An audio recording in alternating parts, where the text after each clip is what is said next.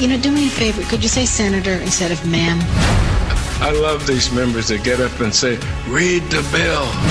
What difference at this point does it make? The whole island will become so overly populated that it will tip over and capsize. But we have to pass the bill so that you can find out what is in it. We know that the free market is nonsense. This liberal will be all about socializing, will be about basically taking over and the government running all of your companies.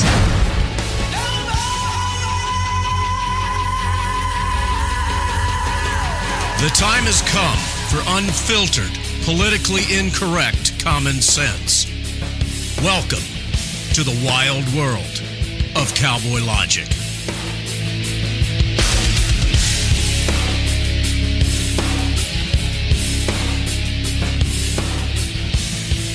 And welcome back to the wild, woolly world of Cowboy Logic. Hello, everyone. Good evening to you. I'm Donna Fiducia, along with Don NEUEN. Hold on for just 1 second.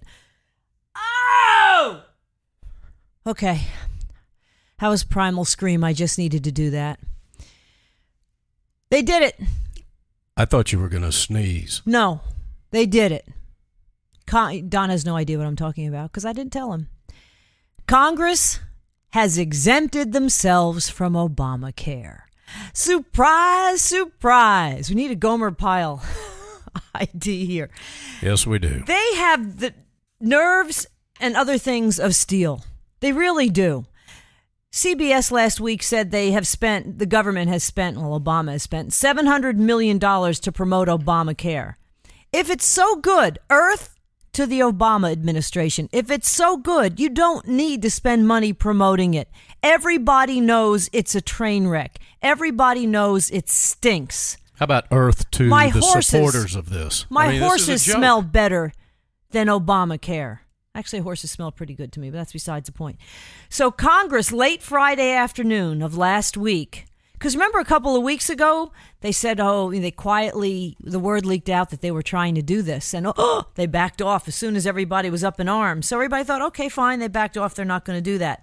And then when nobody's looking on a Friday afternoon in the middle of August, when everybody's running out to the Hamptons and wherever the heck they go, the Redneck Riviera down in Florida, late Friday afternoon of last week, they exempted themselves from Obamacare because their aides and even the members of Congress and the Senate started crunching the numbers and found, it's expensive. Hold on a second, Donna.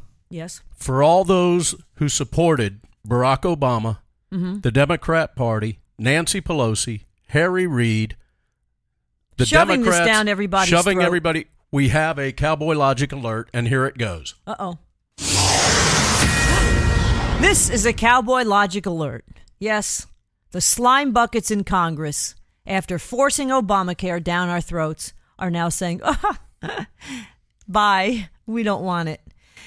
Anyhow, apparently, not only are they promoting this and trying to spend money, but see, very slowly, all of the big money donors to Obama are getting out and getting exempted from Obamacare. Big businesses of more than 50 people or so. Yep, they don't have to. But the individual mandate stands because those individuals who happen to employ the majority of us, poor schlubs in the middle class, don't have any clout with this administration or in Washington for that matter. But wait. Yep. We have a Cowboy Logic alert brought to you by our sponsor, KY Jelly. This is a Cowboy Logic alert. It really is a Pavlovian response when I hear that after working at Fox for so many years. What, KY Jelly or the sounder? Tone? Yeah. Yes, the alert sounder. Well, for all those that supported this and the rest of us are now paying for it with the greasing and the reaming, we have the Cowboy Logic alert. Oh, here we go. What were you saying? This is a Cowboy Logic alert. No, seriously, this is really so disturbing, especially if you're a young person. The majority of young people that voted for Obama, you better wake the heck up because you are the ones who are going to be taking it up the backside because the older folks, and we had Sheila Butler on a couple of weeks ago talking about this, the older folks, like us old folks, we've already got pretty much exempt, not exempt, but we've gotten the situation with Obamacare or with our health care. You're going to pay for the rest of us, and we didn't ask for it. Right, and we didn't ask for it. And so the younger generation who says, well, I can stay in mommy's basement playing Xbox till I'm 26. So when you're 27, boom, are you going to get smacked upside the head? Because your premiums are going to go up 1, 2, and in some cases threefold. I don't have the exact statistics in front of me, but it's really mind-boggling. Absolutely, I can't wait to see the look on all these Wall Street protesters with their liberal puke faces when they see what's going to happen to them. Apparently, what I really feel is the problem is there's too much insurance and not enough health care, because this is not going to improve health care. And it's really not going to improve insurance. It was never intended to do that. Right. There's no personal responsibility in Obamacare. Everything you do, no matter what you do, other people are going to pay for it if you decide to, pig out and smoke 10, packs of cigarettes a day. And the younger folks that voted for Obama en masse are going to be the ones, again, that really are going to be paying the price. Anyhow, so that was one thing. The Wall Street Journal also said earlier, $500 million has been spent on green jobs that do not exist. Earth, again, to the Obama administration. But you know what? Oh, Cowboy, you're overreacting. Yeah, I know. Meanwhile, hundreds of thousands of jobs have been created in oil and natural gas with no government intervention and no stimulus. The problem with that is the government can control it, and they don't like that. You guys really, it's scary. I don't know if I feel like in some ways I'm preaching to the choir, but I think little by little a lot of folks are waking up based on what we see on Facebook and our response. And the unemployment, by the way, we are going to be talking to Major General Paul Vallely in just a few minutes. We're talking about the whole Middle East situation as well. And then at the bottom of the hour, Clare Lopez, who is a strategic policy and intelligence expert, will be with us. She was amazing. Absolutely amazing. So let me just, after I had to plug the show coming up. Let's get back to this employment situation. Oh, but Donna, it dropped. The unemployment rate dropped 0.2%. Okay, let's look at this. If you have 65% of the jobs you're created being part-time, how good do you think that's really going to benefit the economy? Nationwide, in the last 6 months, only 27,000 full-time jobs have been created. Can you imagine that? We have a jobless recovery. We have 0% growth, essentially. That is a recipe for disaster. I'm sorry. Look at what's happening in the bastion of liberalness, too. Chicago may be the next bastion of liberalism after Detroit to go belly up. There are no jobs. 15 million people signing up for food stamps, 9.5 million dropping out of the workforce. So you guys who sit there and tout this low unemployment rate, you really just need to look around. You cannot absolutely say that you think things are getting better. Go to restaurants. There's less people there. Do you know what the second nameplate jobs is what they are? Do you know what the second largest employer in the United States is? After the government? Kelly Temps. Oh, yeah, I believe that. It's mind-boggling how you just do the definition of insanity. The same thing over and over again. Those of you that go into your workplace every day thinking you got it made and your job is secure, beware. Oh, I know. As an employer, I know that we at Star Coaches are looking for people that want to work and not screw around, that want to go way beyond the call of duty, not just give 100%. That want to work every day at their job like it could possibly be their last. And that's exactly what it could be. Yeah. There's so much competition now for these jobs. It's getting to the point where the older workers, and I sound like my mother now. I do believe these older workers have. You are like your mother now. That's true. I look in the mirror and I see Mom. She's up there laughing at me. I'm going to whack you. I'll smack you one. These kids today. No, I think the big thing was, if I come up there and I find it, can I hit you? That was the biggie. Anyhow, it's so scary because what's happening is a lot of these older workers that really are looking to possibly retire don't have the money to do it, and they have the work ethic. And a lot of these kids who've never had jobs are absolutely not going to be able to find jobs. And what's happening is you've got an entire wasted generation that doesn't have that work ethic, or if they do have that work ethic, the jobs are not there for them. They find it frustrating, and again, they give up. So I'm getting off my soapbox right now. We'll be talking to Major General Paul Vallely coming up in a minute from StandUpAmericaUS.org, and always great to talk to him. And again, at the bottom of the hour, we'll be talking to Clare Lopez. Keep it right here on Cowboy Logic Radio. We'll be right back.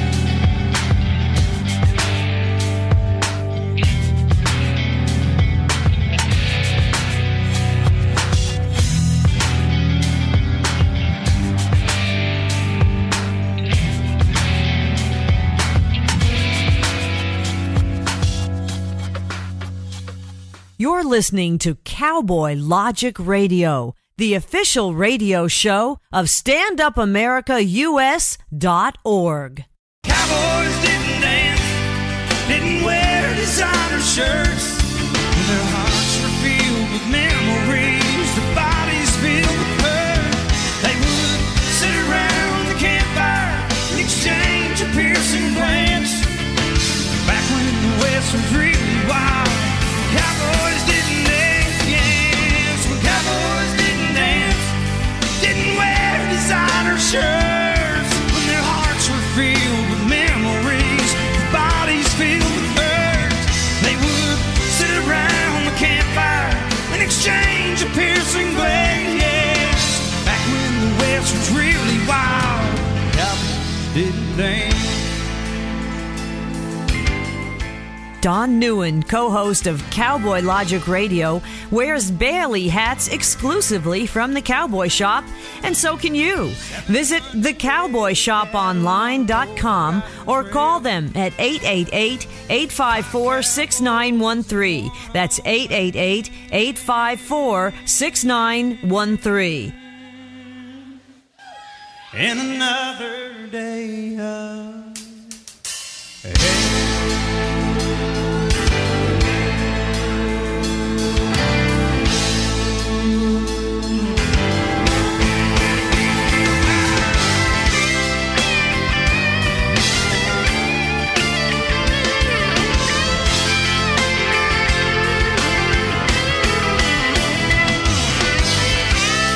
It doesn't matter if you live in Georgia, the U.S., or for that matter, anywhere in the world. The Cowboy Shop will deliver right to your door. Visit the Cowboy Shop for clothing, boots, hats, home decor, saddles, and horse gear. Even children's clothing, anything cowboy, you'll find it at thecowboyshoponline.com or call them at 888-854-6913. The Cowboy Shop, for the little cowboy in all of us. Yay!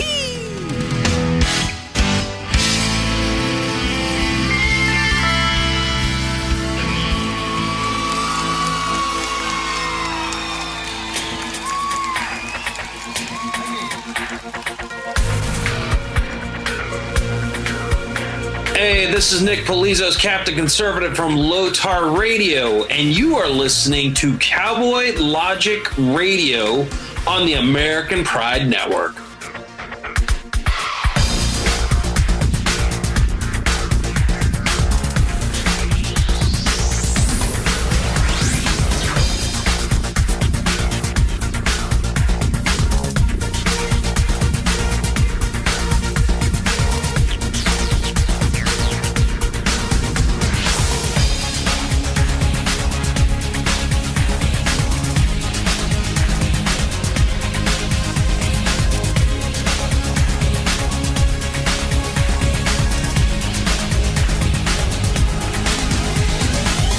The Cowboy Logic phone lines are now open. Give us a call at 917-675-3200. That's 917-675-3200. And liberals, we feel your pain, so we've created a special number just for you. And it's a California area code. How appropriate. 310-299-2899 is our Liberal Helpline. Liberals, give us a call, too. We're open-minded here on Cowboy Logic Radio.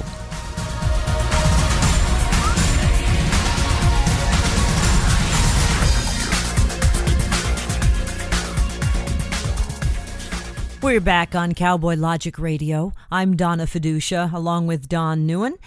And our guest, as always, so much fun to have on, is Major General Paul Vallely, U.S. Army retired, born in Pennsylvania, West Point grad, commissioned in the Army in '61, serving a distinguished career of over 32 years. And Major General Paul Vallely, your insight, especially in the Middle East, is mind-boggling. We were talking on the phone this morning about it. Welcome to Cowboy Logic Radio, and of course, your big website, which we are partnered with, is StandUpAmericaUS.org. We'll get to that in just a minute. But Paul, tell us a little bit about what's going on. You had mentioned the Free Syrian Army and the latest with that. It's very disturbing, and also the fact that John McCain is also over in Egypt now talking to the Muslim Brotherhood? Well, good evening, Donna and Don. But before I answer your questions, I just wanted to tell you, for 3 years in a row now, I've been able to open up the Northwest Montana Rodeo in the fairgrounds here. And this is the first year I won't be able to do it because I'll be on a ship, the Freedom Alliance cruise with Ollie North. So, excuse me. Appreciate you pouring a little salt in the wound there, General. Well, I'm giving up the rodeo to go on this, you see. Hey, I would have gone over there and hosted it. Take my barrel horse over there. Yeah, we'll get you. They got Chris Young this year. Is going to be the concert, featured concert show at our rodeo here in Kalispell, Montana. There you go. I know there are some pictures that I've seen of where you are, and it's just breathtaking. Except when there's snow on the ground. But you know, our winters are very gentle out here. We get a lot of snow in the mountains, but we have better winters they have in the Midwest or even the Southeast or Northeast. Very mild. We don't get that much snow in the valley. So we get no snow here, and that's where that's one more reason for us to consider moving there when the unmarked helicopters continue to fly over our farm. Well, that's right. We have plenty of ammunition, plenty of guns, plenty of water, and plenty of food. So we're in good shape. But anyhow, I got an interesting call about 30 minutes ago from some information that came from, let's say, a member of our naval forces that all deployments have been frozen in place as of today, which means all SEALs, all the Army, Air Force, and that basically units that were scheduled to deploy today have all been frozen in place. Now, when I was in the Department of Defense, we usually did that in concert with some kind of a threat warning. So with the embassies and consulates being closed, I'm sure the Defense Department has done that. But again, the question always comes up, what is this administration up to, and what can you believe and not believe? I usually feel that if you believe the opposite of what they say, that's pretty close to the truth. Yeah, pretty much so. And get to your last question about McCain and his lapdog, Lindsey Graham. Jeez. Is he okay? Seriously. And I really do respect the work he did and unfortunately what he went through in Vietnam. But I really do believe at some point one has to really step aside, because I'm wondering whose side he's really on. I really am. Well, I don't think he's not a very smart guy to begin with. And, okay. Maybe that's as many, and I had dinner with him several years ago, and like a lot of POWs, have said, listen, we weren't heroes. We were victims. We got shot down, and when I was on the ground in the infantry, we had guys getting shot and killed, and they were victims that day. The bullet hit the right place, or the hand grenade or whatever. I had a hand grenade thrown on me one morning and never went off. And fortunately, I was not a victim that night. But here and there, we've had plenty serve in the military, include John Kerry. But yet, I wouldn't carry the water for him from here to the barn because he's incompetent. And I think McCain's incompetent. I don't know where his mind is most of the time. And Lindsey Graham seems to be his lapdog. And I sure hope that young lady who was a graduate, I believe, of the Air Force Academy, is going to be running against him.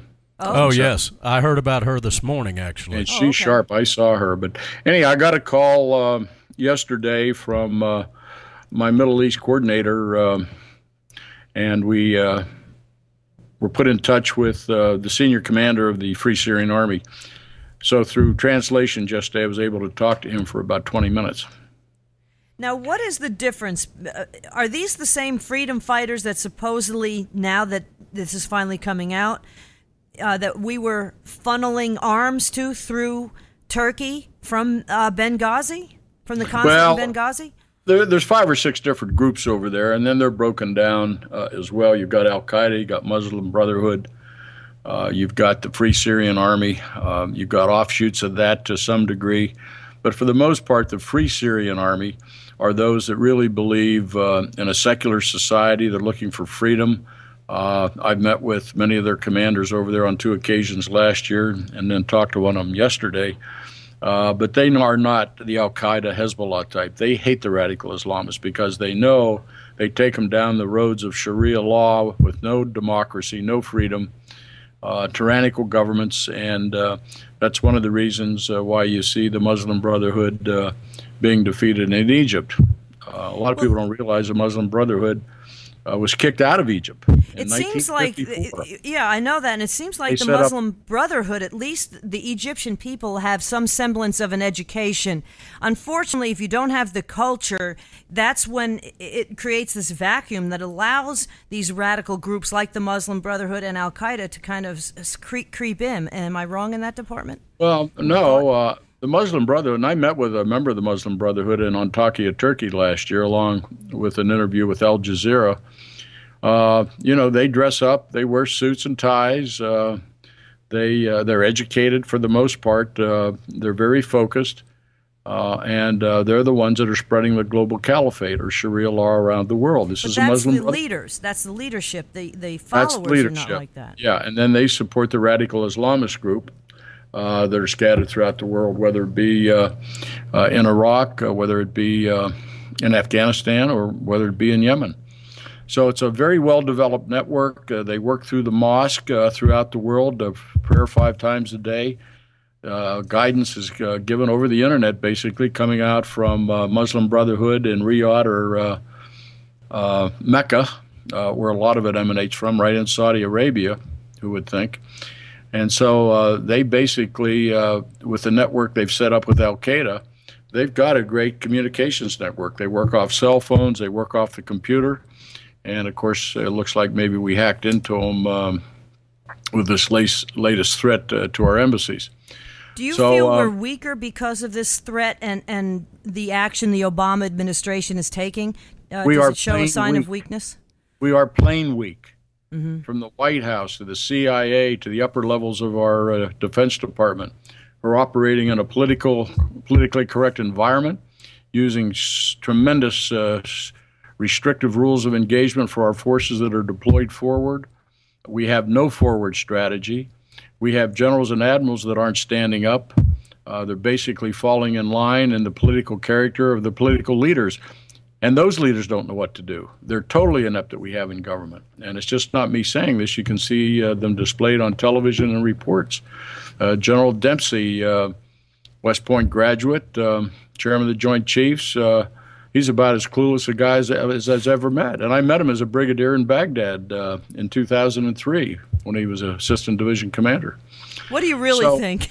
Yeah, I mean, it's don't sugarcoat it. It's a tragedy, but we're going to bring out a lot of that in our book Betrayed. We have 4 or 5 chapters that I've written, which focus on the politics in the military and rules of engagement and other tactics. We take on the COIN strategy, the counterinsurgency strategy in the book, which has been a total failure, all the way back to Vietnam. And I've been devising and preparing a new strategy for America called Joint Strike Force Operations, called the Lily Pad Strategy, and I'll be happy to share that sometime with you. And we're developing that and producing that in a book this year. But we need common sense thinkers today. We need forward thinkers. Joe McInerney and I wrote a great article about 3 or 4 years ago, which was in the Wall Street Journal, called The Lack of a Forward Strategy. And here we are today, 2013, the same thing. Well, McCain is over there. First, he says Egypt is a coup.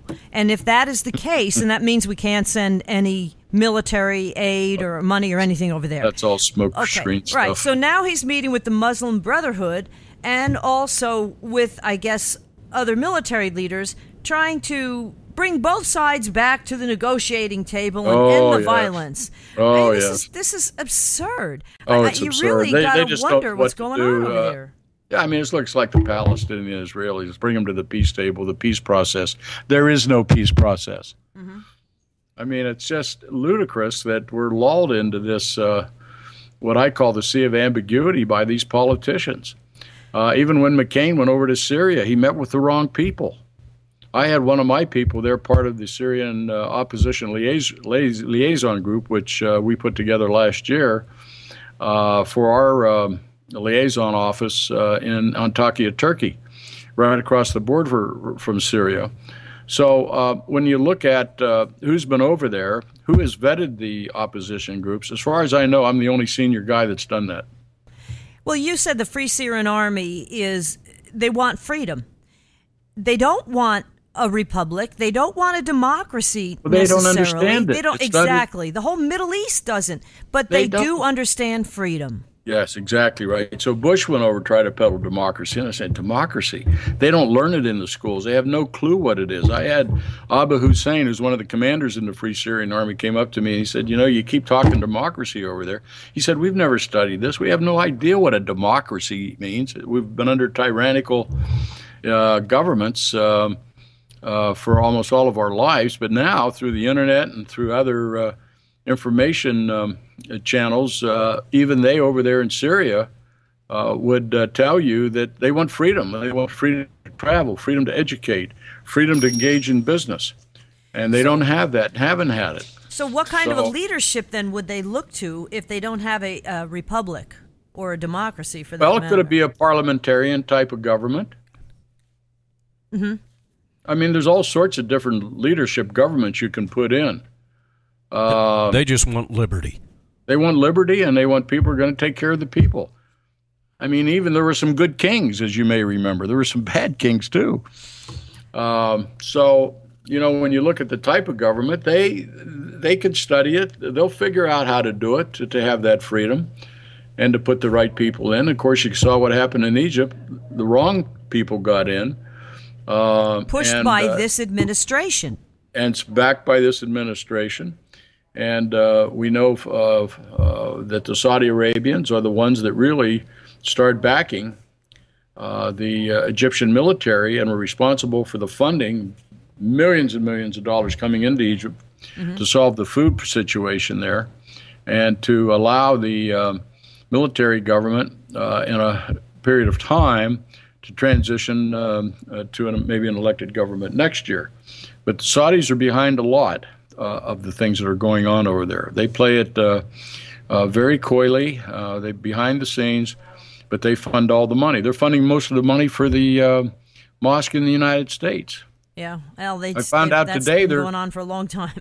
Yeah, they're building one of the biggest mosques at Fort Collins, Colorado, right now. And I'm telling the people, close it down, because this is not a religion.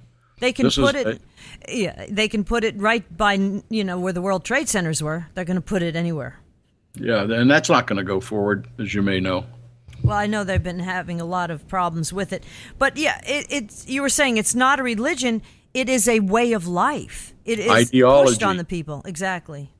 An ideology of the worst interpretations of the Quran. Mm-hmm. What do you think, though? You're talking about the Muslim Brotherhood over in Egypt. They're right here in the White House. And President Obama, when this comes out, just doubles down. He's got so many members of the Muslim Brotherhood in high areas of national security in this country. It's a decade after 9/11 plus. You would never think that. And under the guise of national security, all law-abiding citizens are being, looked at, stopped on the street now, just like, you're getting on an airplane. They're going to have traffic stops. They're looking at people getting on and off of trains. And yet they purposely avoid any kind of problem with Muslims, and they're told to avoid that. Well, that's why everybody should order Sharia. The book Sharia, you can get it on Amazon. It will tell you the whole story of Sharia and their goals and objectives. Very well documented by 10 individuals I know. Leading that list is Clare Lopez. Yep. And everybody should get the CD, The Third Jihad. You can also get that on Amazon, The Third Jihad. We are experiencing now in history the third jihad, and you need to understand what that is.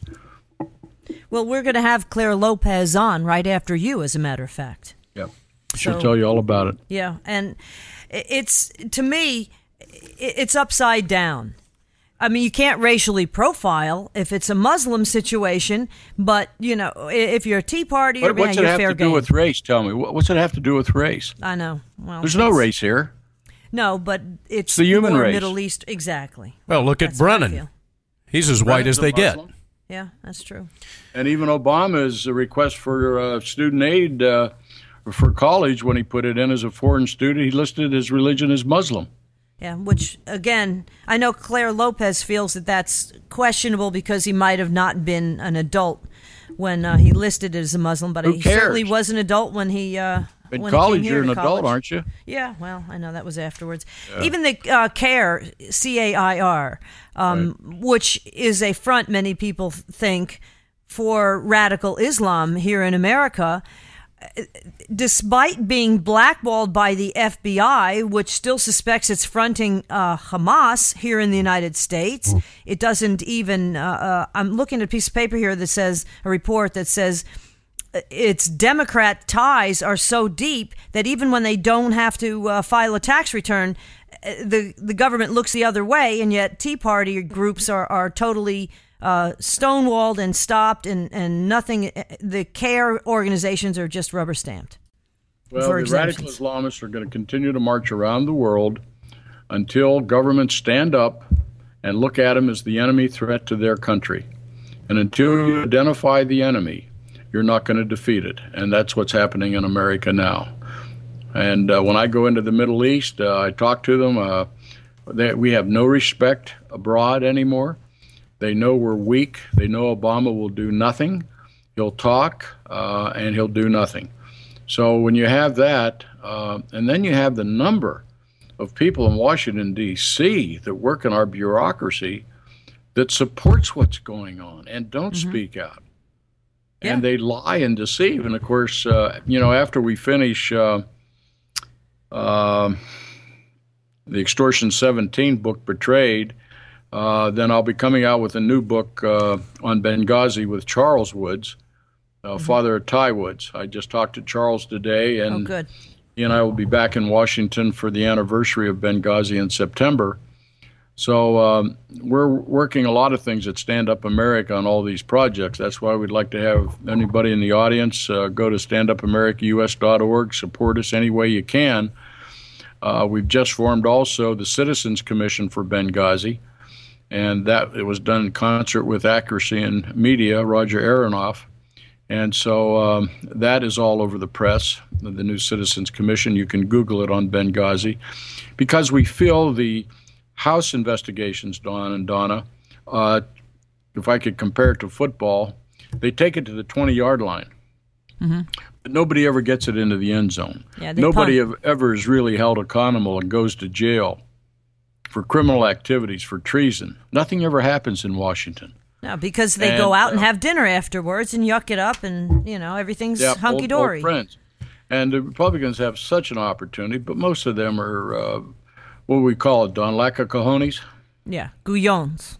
You got to get the accent in there. Gouillons. Well, in Pennsylvania, we call it cojones. Or if you're from New Jersey, it's balls. But hey, you know General. What? Hey, real quick, I wanted to ask, maybe Don was going to ask this. Yeah, what I wanted to find out, let you know, first of all, is the show that we did with you and Karen and Billy back on the 16th, I believe. The Vaughns from Extortion 17 who lost their son. Was so unbelievably well received by various listeners that responded back to us using words like unbelievable, thorough, emotional. I cried while I was listening to the radio show.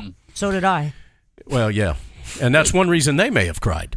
But the point being, the response that we're getting from, as you are, from many, many, many people that we've never even made contact with, has been unbelievable. And then a week or so later, Savage jumps on board with it. And I know he was on board in the past, but he jumps on board, has them on. Fox has them on. Geraldo's got them on. How is the book doing? How are the pre-sales? How's everything going with the promotion that you guys are doing of this book? Well, so far it's great. We've got pre-sale orders coming in every day. I think we're probably over 500 now books sold just in pre-sales, which for a week or so is not too bad, getting the word out. But if they go to Special Ops Betrayed, they can pre-order it. And hopefully we're going to have it out in August. We're going to delay it for about 2 weeks because there's so much coming in now, even from Extortion 17, that we didn't know before. Yeah. And we want to update it. We want to make sure we have the latest information. So it will be out in the 3rd or 4th week of August. I promise you that. Okay. And the book is Betrayed: Exposing the High Cost of the War on Terror. And again, you can find it, as the General just said, specialopsbetrayed.com. General Paul Vallely, I want to let you go, but first, real quick, this just came out in the last, 6-7 hours or so.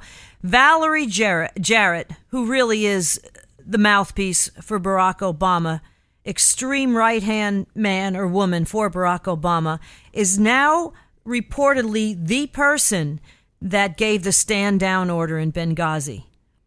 Well, we had heard that through some senior sources right after Benghazi, that it did go all the way to the White House. So it wasn't a video.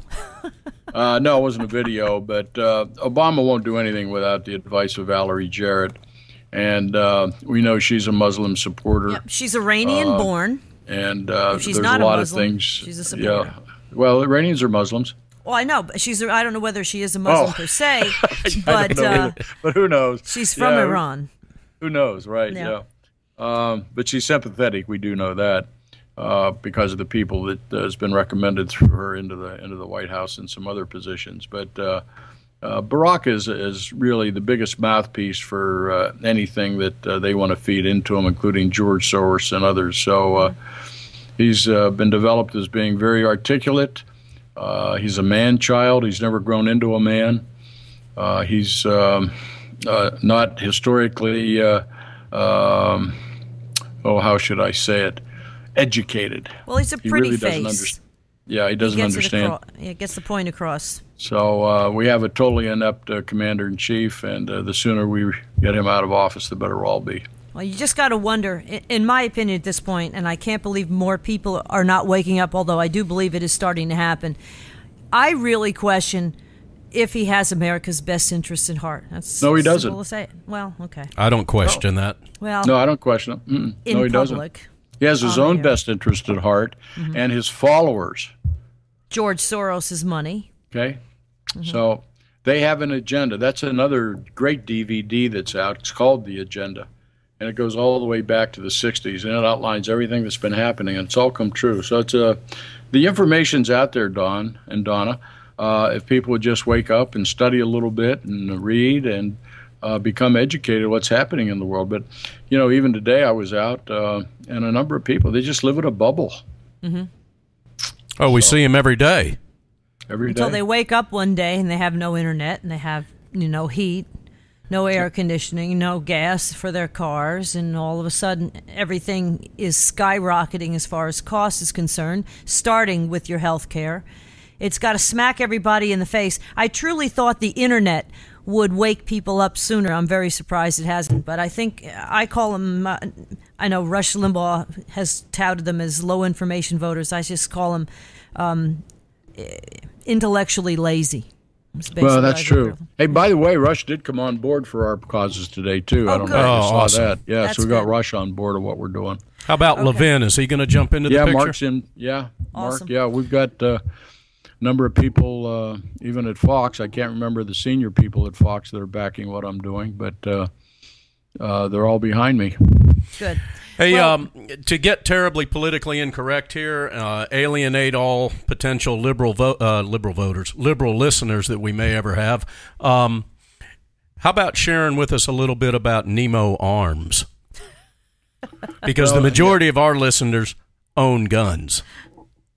Well, you can go to nemoarms.com, and you can see the number of new weapons we've developed, all new evolving technologies in terms of barrels, triggers, optics. We have a recoil braking system now in our 300 Win Mags that you can shoot that 300 Win Mag on, and it barely breaks on your shoulder.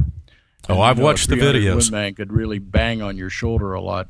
As opposed to the 300 Win bags coming out of Washington, D.C. So, well, I've told Donna that I want that 300 Win Mag in my stocking this year. You got to do it, Donna. Since it's we don't, Deoma. I got to do it? Since we don't get a cruise. I can't believe the women have come into our showroom and bought guns for their husbands for their anniversary or for their birthday. All right, so but we don't get to go on a cruise with Ollie North. No, I'll take you on a cruise. Man, I'll tell you, that's just not right. I'll put it on my visa. How's that? Okay, there you go. Well, Major General Paul Vallely, we thank you so much for just hopping on with us at the last minute, because we did want to talk to you before you went on that cruise, and again to talk about the book Betrayed, Exposing the High Cost of the War on Terror. This is the latest about Extortion 17. It was written by Major General Paul Vallely and also Billy Vaughn. Billy and Karen Vaughn, of course, we had on about, 3 weeks ago now, talking about their son, Aaron, who was lost in Extortion 17, and he was one of the heroes that got bin Laden. It's going to be out soon. Again, you can, if you go on specialopsbetrayed.com, you can order it early, but the name of the book is Betrayed, Exposing the High Cost of the War on Terror. And Major General Paul Vallely, thanks for joining us. Have a great cruise. Don't get too tan, and we'll talk to you in a couple weeks. Thank you very much. Hey, thank you, sir.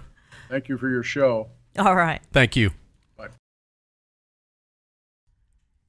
All right. We're back. Sorry about that.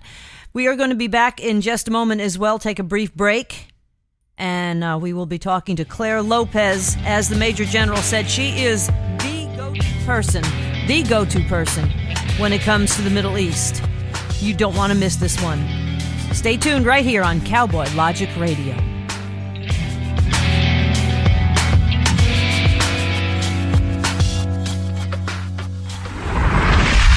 Check us out on the web at cowboylogic.us.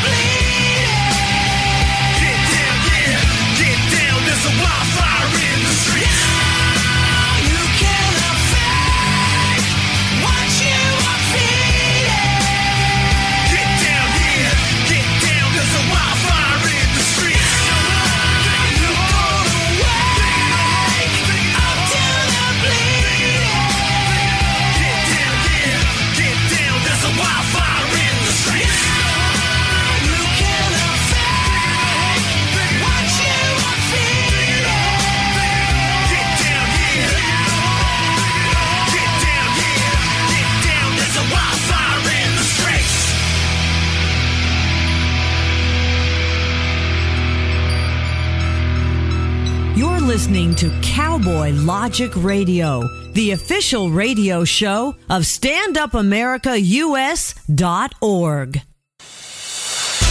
Hey everybody, this is Stan Levy, also known as the Black Man Thinking out here in California. When I'm not dealing with the friends of Governor Moonbeam out here, I tune into Cowboy Logic. Hope you do too.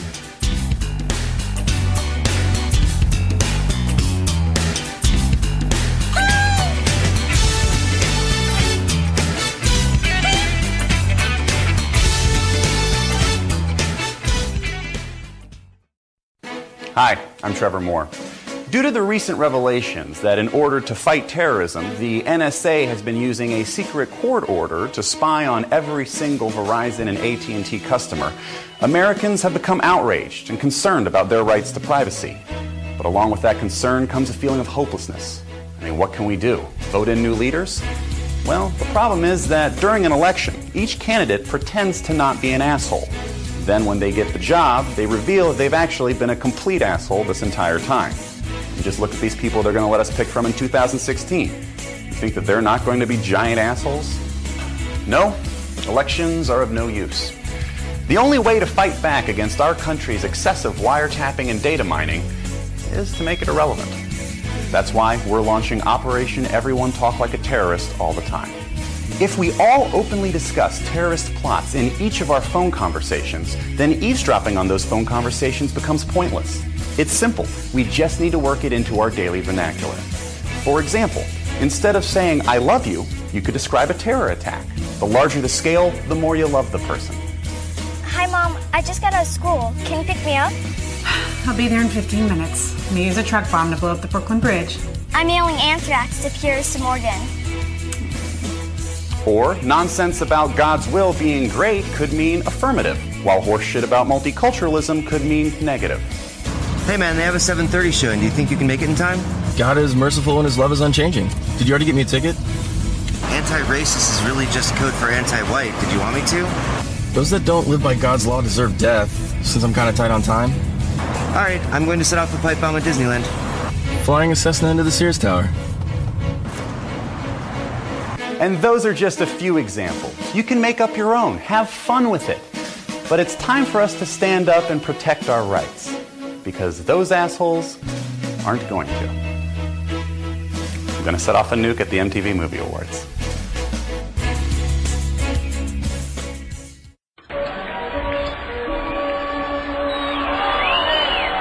Batter up, guys. Baseball is in the home stretch, and if you're planning to go to a ball game, there's no better way to travel than with Star Coaches Incorporated. Traveling with a Star Coach means you'll be riding in a 45-foot custom-built coach with plush leather interior, flat-screen TVs with in-motion satellite or refrigerator, and a bathroom. So why would you want to head to the ballpark in a cramped compact? Visit StarCoachUSA.com today to find the best coach for you. Star Coaches promises exceptional customer service, impeccable driving standards, and extraordinary amenities in each of the limo and party buses. There's no doubt you'll arrive in style, and the entire experience will be unforgettable. Leave the driving to the pros and book a Star Coach. Let them help you choose the perfect bus that fits your needs and budget. What are you waiting for? Visit StarCoachUSA.com today.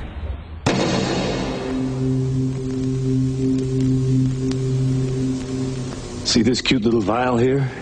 It's crack, rock cocaine, the most addictive form. You think it's the glamour drug? Well, that's the point of this friendly little reminder. It can kill you. And if you've got to die for something, this sure as hell ain't it.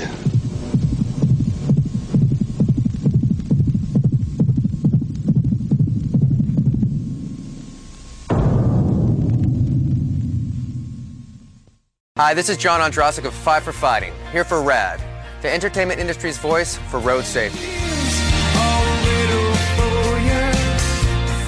You know, style is a personal thing, and your lifestyle is your business. But if you take it on the road, it becomes everybody's business. So please, plan ahead, designate before you celebrate. Friends, don't let friends drive drunk. A public service announcement brought to you by RAD, the National Association of Broadcasters, and the Ad Council. Adnormous Graphics has extensive experience in large format vinyl graphics production and installation. What the heck does that mean? Well, Adnormous Graphics specializes in vehicle graphics and other large-scale displays. If it's worth branding, Adnormous Graphics knows how to brand it. You need to turn heads to turn profits. Adnormous Graphics gets heads turning to your company. When other companies say no job is too big or too small, well, Adnormous Graphics actually means it. Let's take, for example, a map of the United States that shows all the red states and all the blue states. Adnormous Graphics can wrap that map life-size. That's right, and they can customize it. Tired of California being a blue state? No problem.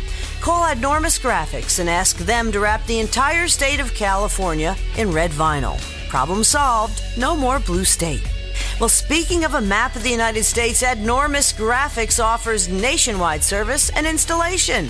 Remember, you need to turn heads to turn profits. Adnormous Graphics gets heads turning to your company. Call them at 770-333-2790 for Adnormous Graphics. That's 770-333-2790. If you're ready for Adnormous results, call Adnormous Graphics at 770-333-2790. This is Aaron Gaynor from the band 12 Stones, and you're listening to Cowboy Logic Radio, where conservatives and libertarians go to suckle at the breast of the Constitution.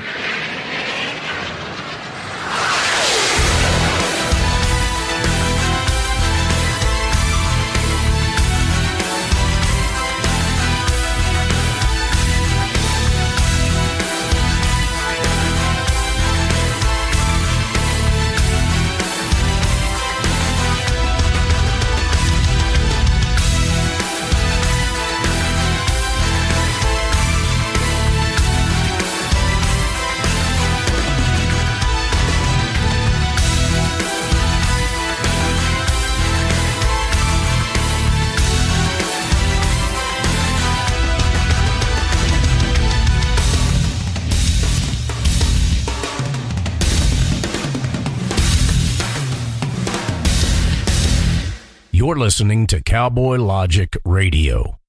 So, I'm a dog, and I just got adopted by this new human guy, and I'm starting to wonder how he got along without me. I mean, okay, something as simple as walking around the block. He's got this leash thing, and he puts me on one end and him on the other, and I'm just taking him around. I think he's afraid of getting lost. Without that leash and me guiding him along, I don't think he'd find his way back home.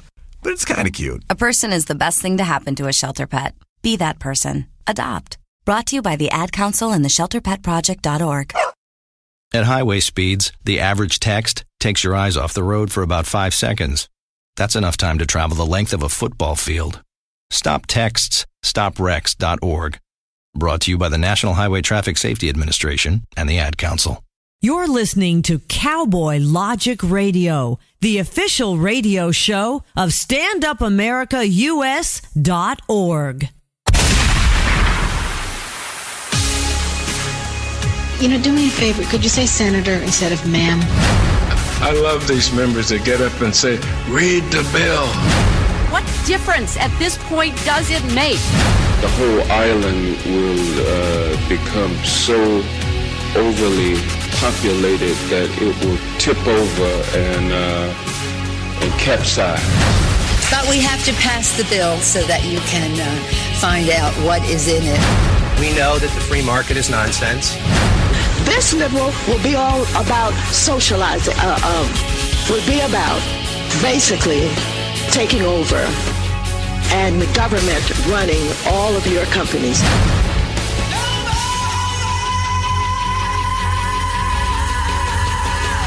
The time has come for unfiltered, politically incorrect common sense. Welcome to the wild world of Cowboy Logic.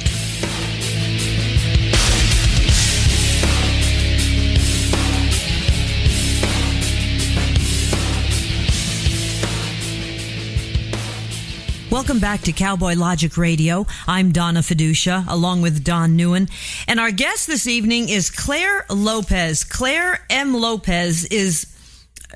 I feel inferior, Claire. I got to be honest with you. Just getting into your background is unbelievable. But she's a total Middle East expert, strategic policy and intelligence expert with a focus on national defense, Islam, Iran, and counterterrorism issues. She's currently a senior fellow at the Center for Security Policy, the Clarion Project, Gatestone Institute, and the Canadian Megan Institute, and the vice president of the Intelligence Summit, which she formerly is a career operation officer with the CIA, and a professor at the Center for Counterintelligence and Security Studies, executive director of the Iran Policy Committee from 2005 to 2006, and this goes on basically almost single spaced for an entire page. And Claire, in other words, obviously you know what you're talking about as far as the Middle East is concerned, and it just really scares me because of what's happening in Egypt and how little attention this country is paying to it.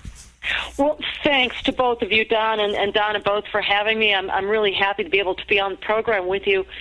And I think you're touching on some really important topics. Obviously, when you talk about the Middle East, you know, the events unfolding before our eyes, certainly in Egypt right now, but elsewhere too across North Africa and elsewhere in the Middle East, like Syria and certainly Iran.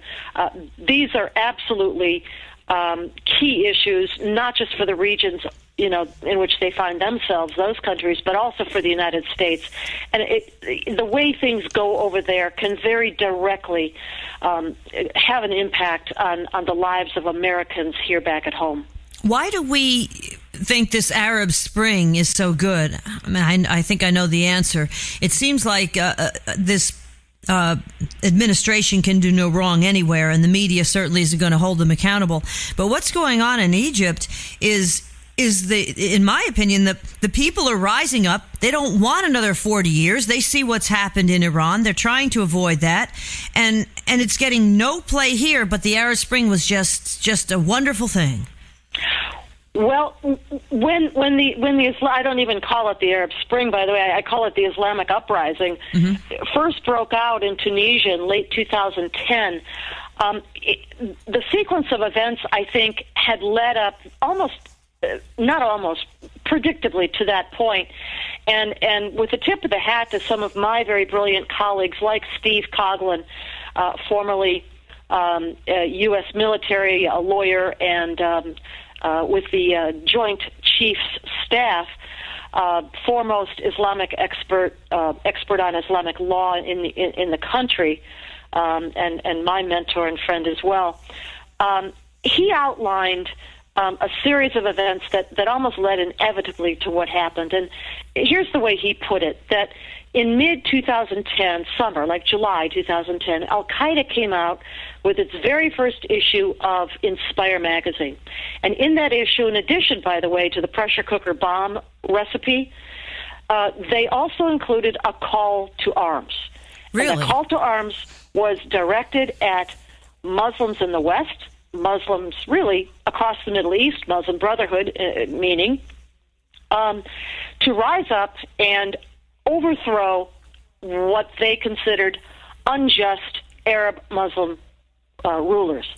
An unjust Arab Muslim ruler is not what we would use as that definition. In Islam, it means only one thing, and that is a ruler that does not enforce Sharia, Islamic law. And so the immediate target was put on rulers like Ben Ali in Tunisia, Muammar Gaddafi in Libya, Hosni Mubarak in Egypt, and Bashar al-Assad in Syria. And they were the first ones targeted. Now, let me back up 1 year, because I should have started with the June 2009 speech that President Obama gave in Cairo.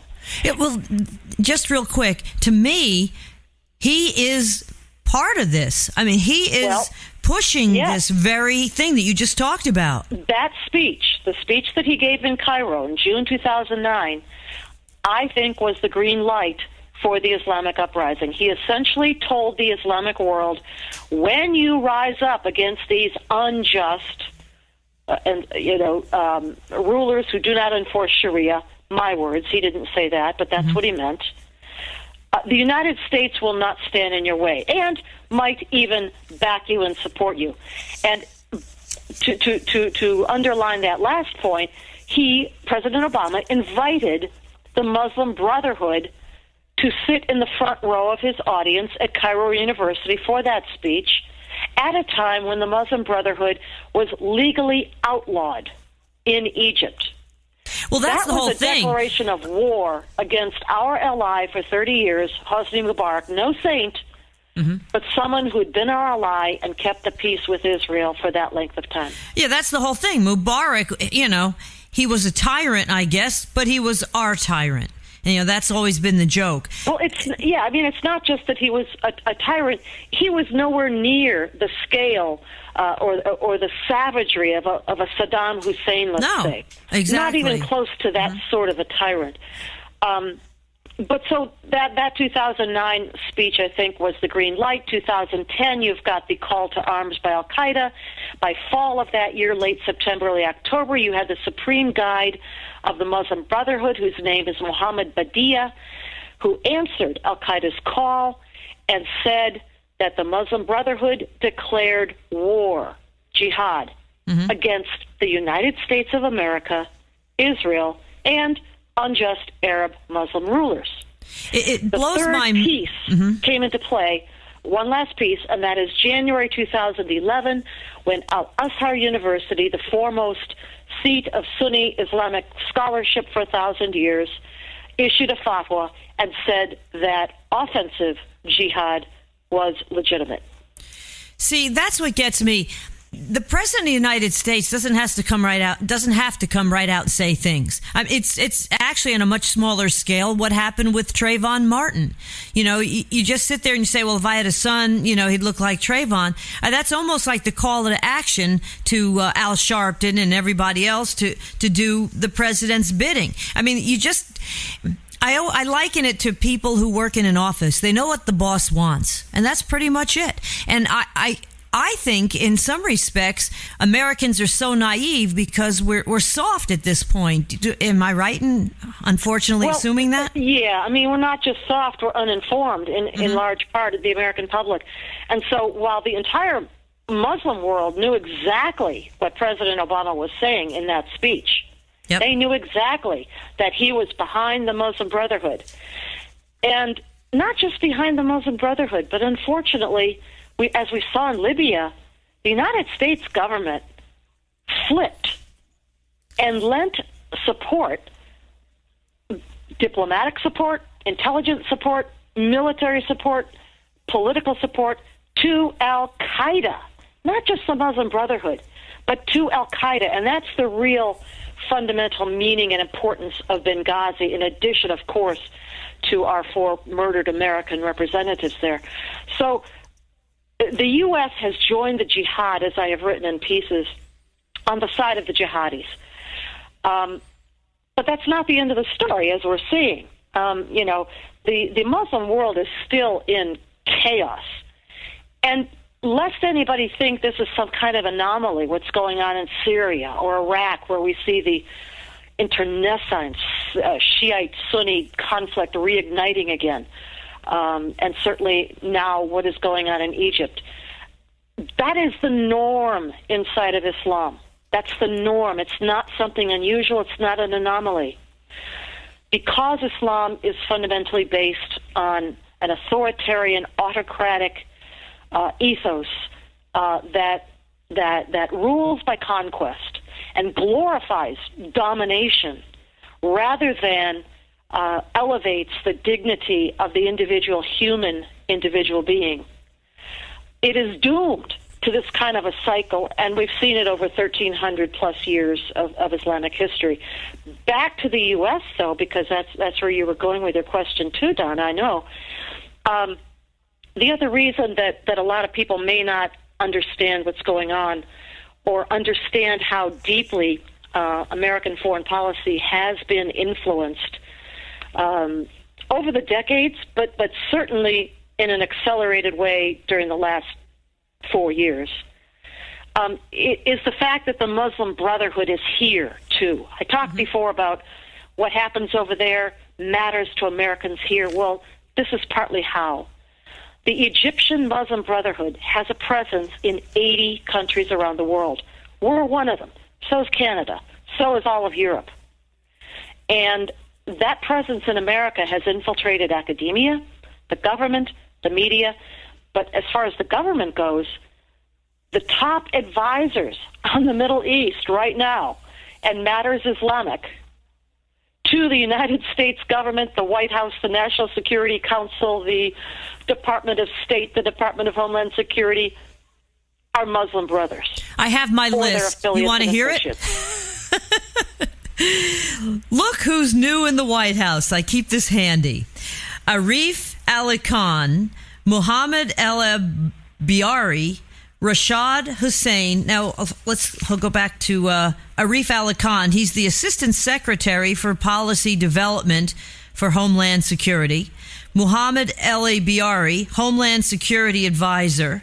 Rashad Hussain, Special Envoy to the OIC, Organization of Islamic Conference. Salam al-Mariyati, Obama advisor and the founder of the Muslim Public Affairs Council and its current executive director.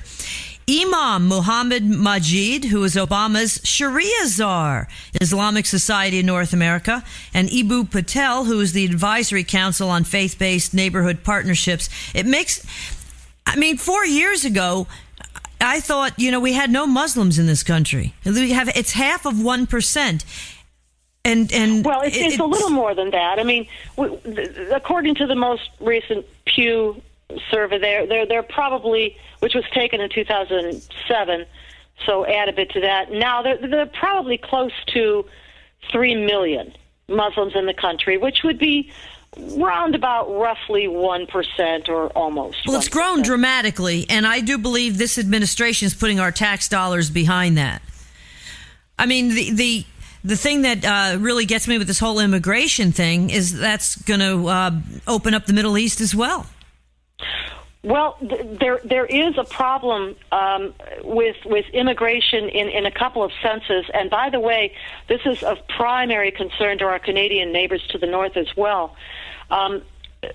Partly that the process by which immigrants from Muslim countries are brought to the United States, that process is decided between the United Nations High Commission on Refugees, the United States National Security Council, and various often non-governmental or faith-based organizations at the local level in our country.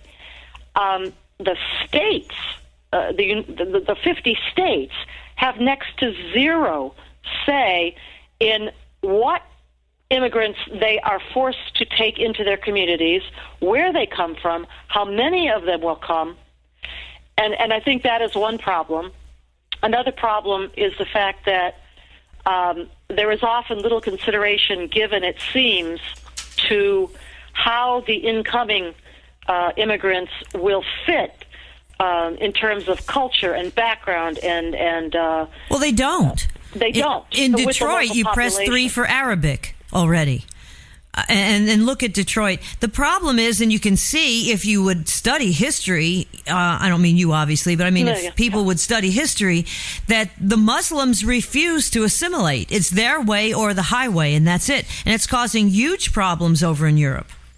Well, certainly is in Europe. And of course, Europe being geographically closer to the Islamic countries that are the source of most of its Muslim immigration, meaning North Africa, Tunisia, Algeria, Morocco. There are many more of them, and of course, in the post-World War II era, Europe was desperate for labor to rebuild itself, its factories, its infrastructure, and they rather heedlessly allowed hordes of immigrants to come in without a firm, very comprehensive program for assimilation put in place, and that has come back to really haunt Europe now. That assimilation bit is something that we and the Canadians both need to think about. If immigrants are to be invited into this country, and certainly immigrants have been the engine of America's development for the last 2+ centuries, but they must come here with the intention of adopting and championing, internalizing the principles of our Constitution, our values, our traditions, meaning allegiance to that Constitution first and foremost. That should start at the White House. Yeah, but I mean, also, an appreciation for values of the individual worth of every human being, the equality of genders, ethnic groups, as well as faiths, religions, things like this, which are, of course, intrinsically anathema to Islamic doctrine. We need to think about this. Claire, you will find something out about me, and it's just not the cowboy hat. It's that I never, ever walked through a door before a lady, and that's why I've been so quiet with 2 ladies here on the air. We haven't given you much of a chance, have we? Chivalry is not dead. I wait my turn. I have a question for you I want to go back to the speech that Obama made. There was a lot up discussed not in the mainstream media about all these code words that he was throwing out. Oh, he's talking in code to the radical Islam. And I want to get your thoughts on that, and then take it one step further and specifically ask about the comment about 57 states. Was that just a mistake that he made, or was that one of these code words that he's throwing out when he's basically letting everybody know that it's time for the uprising? Well, that was what he said when he was running for office. He said, I visited all 57 states. There's 57 Islamic states.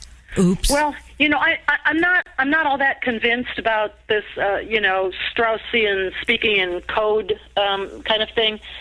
I do think that the president has a certain worldview, a Weltanschauung, if you will, that includes a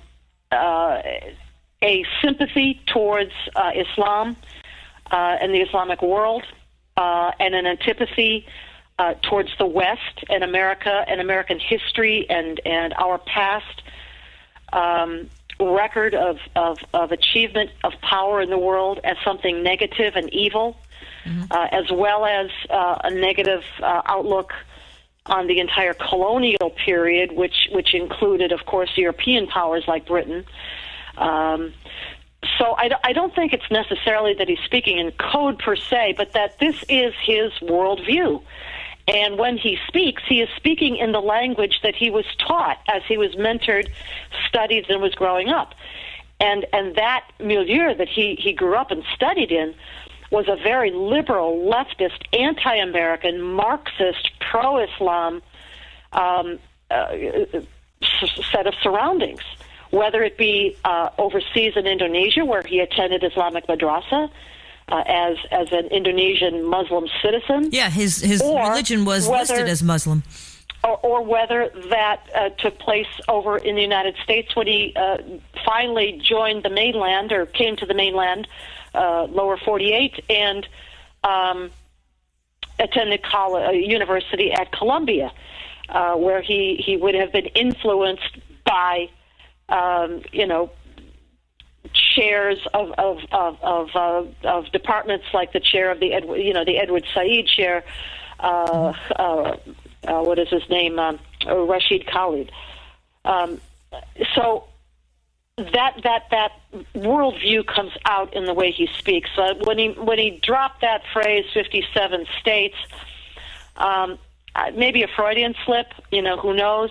He obviously is aware that there are 57 member states. Well, 56 member states plus the Palestinians in the Organization of Islamic Cooperation, as it's now called, the OIC.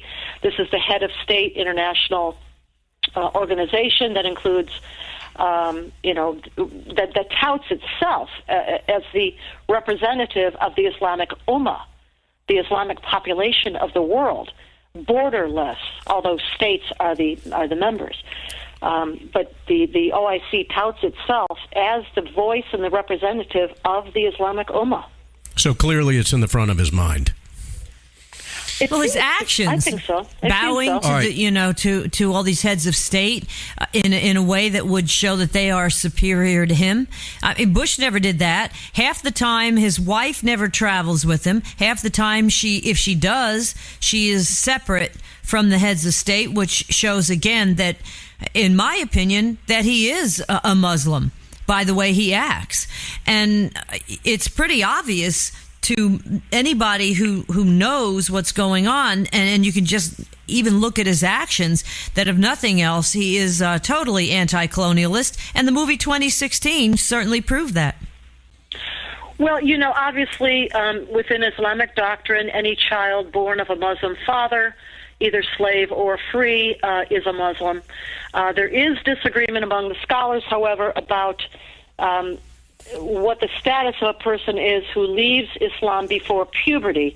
And as we know, Obama came back to the States about the age of 10 or 11 to live with his grandparents in Hawaii, and at that point ceased any overt practice of Islam. So obviously, preteen, he appears to have left the active practice of Islam. But, you know, what we don't have is his conversion story or, you know, any evidence of a baptism. Converts from Islam typically are very, especially to Christianity, are very eager to talk about their conversion experience and what motivated them to make that move. But there's nothing of that in evidence with the president. Well, there's a whole lot of nothing in evidence. Well, Jeremiah Wright, though, and that but that was down the road. Yeah. Claire, take us back to Egypt. Obviously, with everything else that's been going on in the mainstream media over the past 2 weeks, and I'm specifically talking about the Zimmerman trial and the rioting that has taken place in limited capacities, there's not a whole lot being discussed in depth about Egypt. And I'd like to get your thoughts on where this is going. What if you could prognosticate with your expertise, what do you see happening in Egypt? Looking into my crystal ball. That's exactly right. I find it very difficult to prognosticate. I think the media is finding it difficult, too. The media, had bought into a particular worldview, again, that said Muslim Brotherhood are good jihadis, Al-Qaeda bad jihadis, and therefore good jihadis, Muslim Brotherhood, should be supported, especially if it seems to be, as in Egypt, the will of the people. What is missing from this discussion is an appreciation for what actually constitutes genuine democratic civil society, not merely the process or the mechanism of going to a ballot box and casting a vote. That's a mechanism. That's a process. That's not democracy. And yet the media was all too eager and ready, in my opinion, to take that kind of an exercise, as we've seen happen before, by the way, in Gaza with Hamas, in Iraq after the United States overthrew Saddam Hussein, in Afghanistan. There's this rush to the ballot box. Mm-hmm. Within traditionally, deeply Islamic societies that have absolutely no history of or appreciation for what we would consider the building blocks of democratic civil society. What do I mean by that? Those are some of the things I mentioned earlier, the elevation of the worth and the dignity of the individual in society above society as a whole. In other words, the most important element of society is the individual in the Judeo-Christian tradition, not so the Islamic one. Equality between Muslim and non-Muslim, between men and women, ethnic minority protections, equal for all, free and vibrant press, free speech, the freedom to criticize Islam or any other belief system that anyone wishes to. Well, the culture's not there. The culture's not there. And that's what I'm talking about. Yeah, but the thing is, I think that's why people like Barack Obama and those who back the Muslim Brotherhood didn't like Hosni Mubarak, because it was starting to be a little bit of a more heightened cultural awareness, if for lack of a better way of saying it, that was more open to non-Muslims and to freedoms of individuals and a much better quality of life. That is not in the culture of the Islamic extremists, unfortunately. Well, remember the call of Al-Qaeda in Inspire magazine, July 2010. Mm-hmm. They called for the overthrow of these rulers because they did not enforce Sharia. And Sharia means the enforcement of inequality in society, directly anathema to democratic society. There's no way that populations like Egypt's or Iraq's or Afghanistan's, still in thrall to Islamic law, should possibly be permitted to vote. Because you're going to get the same result over and over again. You're going to get the election as in Gaza, as in Iran, for instance, as in Afghanistan, Iran. Maybe I should take that away because that is a police state in terms of the voting. But Afghanistan, Iraq, Egypt, you're going to get the elevation through voting. If it's just pure people going to the polls and voting, you're going to get the elevation of the popular sentiment. What's the popular sentiment? What's the popular culture? It's Islam, and has been for 1,000 years and more in these places. Pardon me, but when I speak with Americans that are Muslims, most of the time when I bring up Sharia law to them, they appear to me to just blow that off as the radical little small sect, that's not their belief, they're not into that. And I don't know whether to interpret that as, they're not educated with it, they're not opening their eyes to reality. Maybe it is a teeny little sect, or they don't want to talk to the cowboy about that. Well, for the first thing, Sharia is not extreme and it's not radical. It is absolutely mainstream, orthodox, authoritative, up the middle Islam, as expressed in the doctrine, the law, the scripture, and maintained by the institutions of Islam for over 1,300 years. Well, at least over 1,000 years, if you count the 10th century as the starting point for the doctrine. And so the people that you're talking to in the United States, first of all, many immigrants to the United States who are Muslim, first of all, are not Arab. And then secondly of all, maybe fleeing, this very thing in their homelands. And, that's why they're coming to America. So we have to allow that may be the motivation. But then, just as you say, Don, a lot of them simply aren't educated to this, or don't know about it, or don't wish to know about it.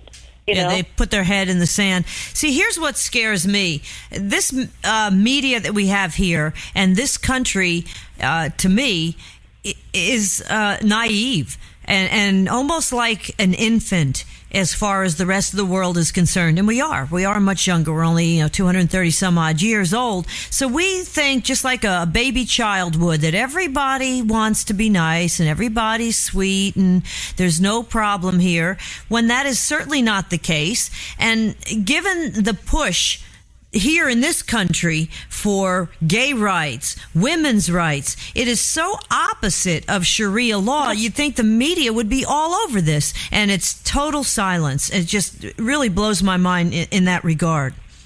Yeah, I know what you're saying, Donna. And there is a critical lack of knowledge and understanding in the United States about the rest of the world, just in general, but that includes, the Middle East and Islam. It is very odd indeed to watch this coalition. Some of us call it the Red-Green Coalition. Mm-hmm. Red standing for the progressive, communist-rooted, leftist ideology that is anti-American because it is pro-progressive, it is pro-socialist, it is anti-American tradition, allied with the green, that stands for Islam, which, just as you say, is hugely oppressive of women wherever Sharia is implemented, is enforced, hugely oppressive of homosexuals who get hung from cranes in the city plazas in Iran. It's okay to kill your wife. It's okay to rape somebody. It makes no sense to me. But if you do study history, I guess it does, because they have one goal in mind, and that is basically to control everybody, and Marxism has its basis in that. Well, certainly both of these isms are totalitarian in nature, and the other thing they have in common is that they are anti-American, anti-Western civilization. Yep, that is, it's very scary to me. Claire, we're going to take a break real quick here. Our guest here on Cowboy Logic Radio tonight is Clare Lopez, a strategic policy and intelligence expert with the focus on national defense. Claire, when we come back, I want to talk a little more about Sharia law and Benghazi, your take on that, as well as how the Muslim Brotherhood is infiltrating the United States government. We'll be back in just a moment right here on Cowboy Logic Radio. Check us out on the web at cowboylogic.us.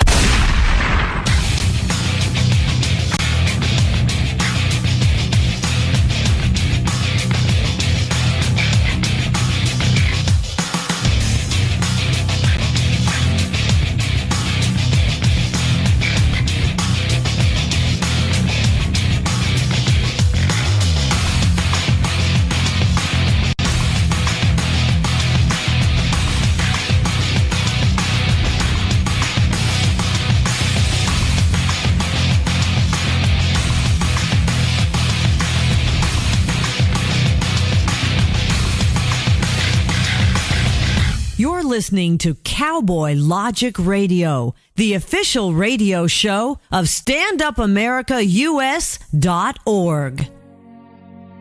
And on the 8th day, God looked down on his planned paradise and said, I need a caretaker.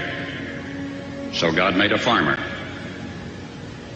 God said, I need somebody willing to get up before dawn, milk cows, work all day in the fields, milk cows again, eat supper, then go to town and stay past midnight at a meeting of the school board. So God made a farmer. God said, I need somebody willing to sit up all night with a newborn colt and watch it die, then dry his eyes and say, maybe next year. I need somebody who can shape an axe handle from a persimmon sprout, shoe a horse with a hunk of car tire, who can make harness out of hay, wire, feed sacks, and shoe scraps, who planting time and harvest season will finish his 40-hour week by Tuesday noon and then painin' from tractor back put in another 72 hours. So God made a farmer. God said, I need somebody strong enough to clear trees and heave bales, yet gentle enough to yean lambs and wean pigs and tend to pink-combed pullets, who will stop his mower for an hour to splint the broken leg of a meadowlark. So God made a farmer. It had to be somebody who'd plow deep and straight and not cut corners. Somebody to seed, weed, feed, breed, and rake and disc and plow and plant and tie the fleece and strain the milk. Somebody who'd bale a family together with the soft, strong bonds of sharing.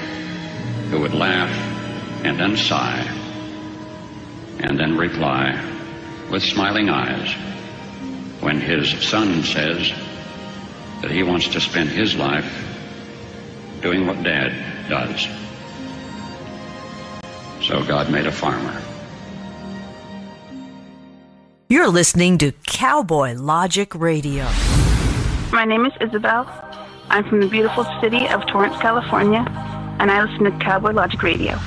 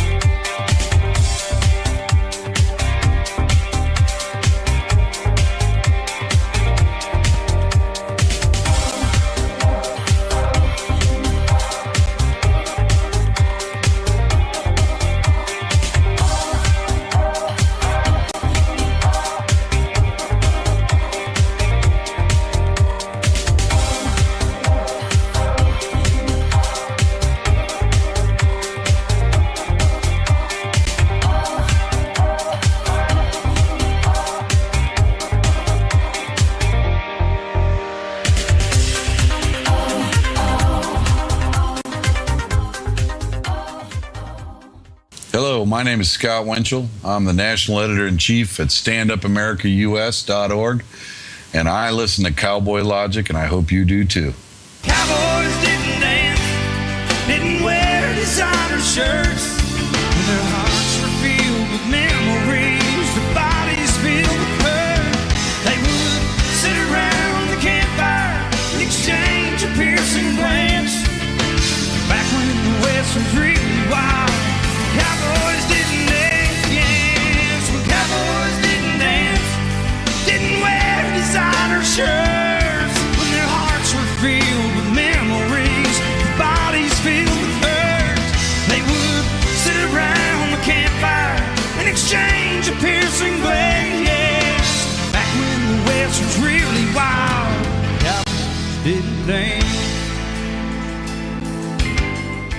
Don NEUEN, co-host of Cowboy Logic Radio, wears Vallely hats exclusively from the Cowboy Shop, and so can you. Visit thecowboyshoponline.com or call them at 888-854-6913. That's 888-854-6913. And another day of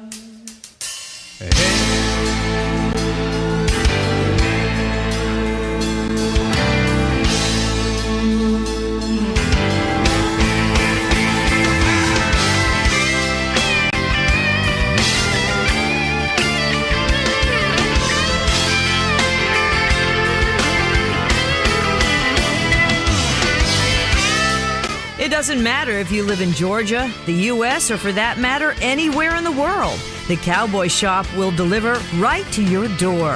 Visit the Cowboy Shop for clothing, boots, hats, home decor, saddles, and horse gear. Even children's clothing, anything cowboy, you'll find it at thecowboyshoponline.com or call them at 888-854-6913. The Cowboy Shop, for the little cowboy in all of us. Yay!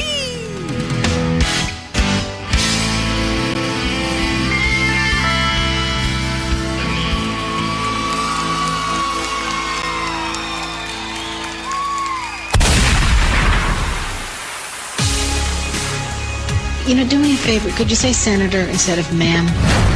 I love these members that get up and say, read the bill. What difference at this point does it make? The whole island will become so overly populated that it will tip over and capsize. But we have to pass the bill so that you can find out what is in it. We know that the free market is nonsense. This liberal will be all about socializing, will be about basically taking over and the government running all of your companies.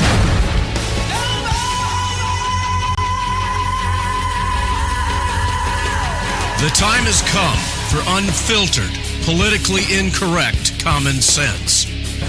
Welcome to the wild world of Cowboy Logic.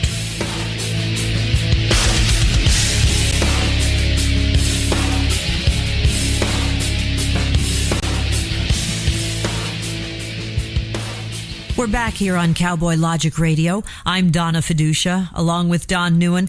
And our special guest tonight is Clare Lopez, who is a Middle East expert, definitely intelligence expert with a focus on national defense.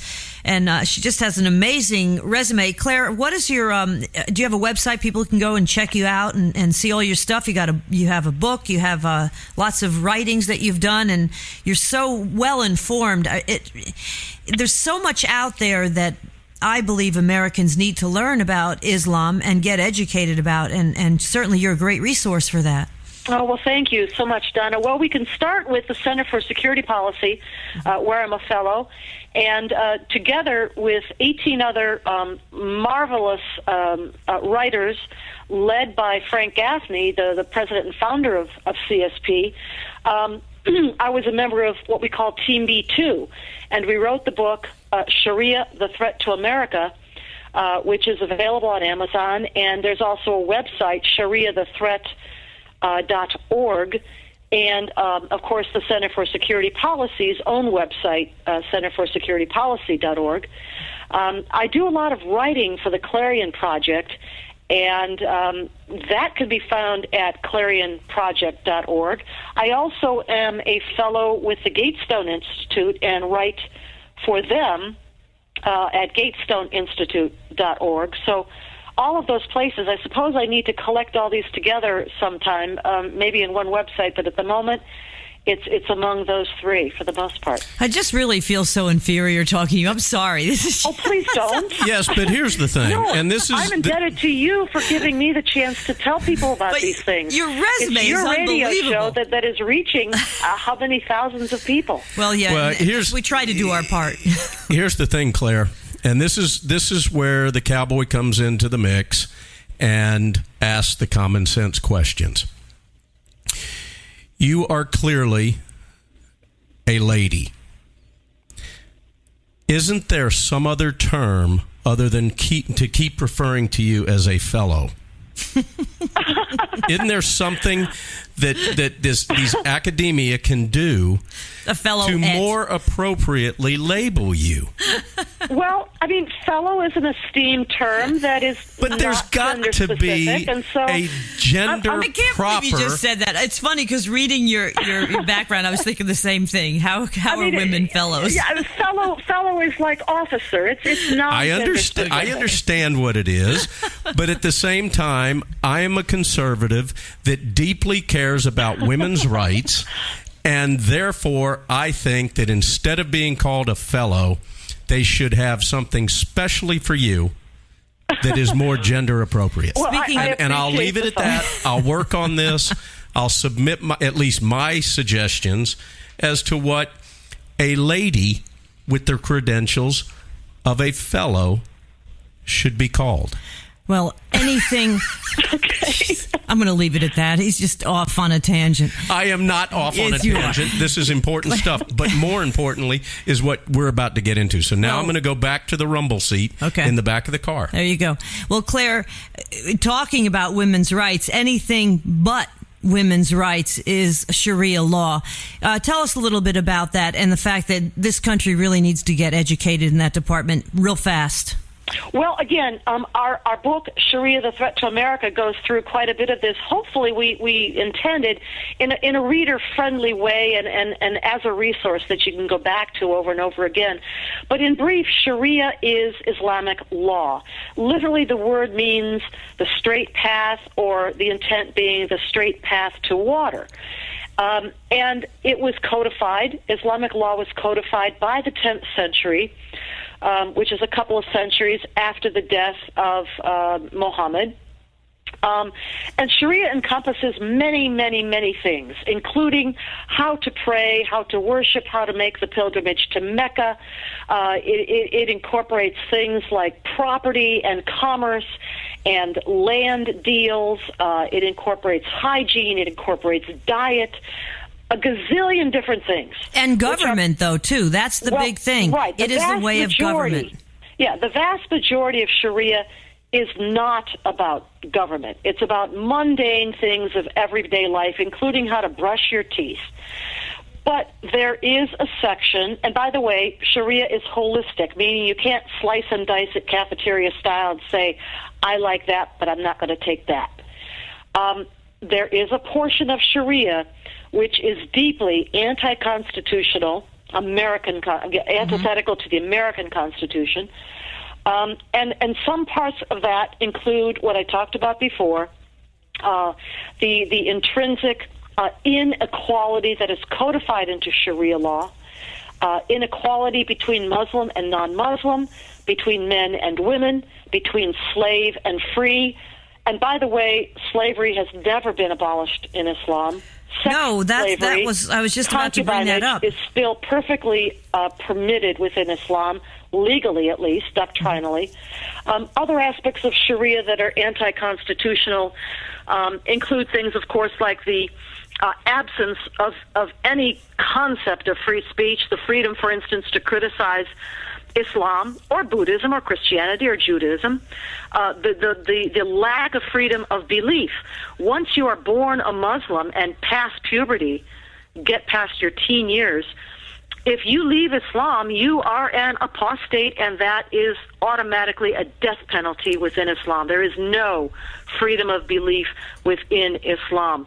There is the freedom to not convert into Islam in the first place. But then you're an infidel. But then you can be, a conquered subject, a slave to the dhimmi rules. Not a slave, but a dhimmi person, which means a conquered individual person of the book, like a Christian or Jew.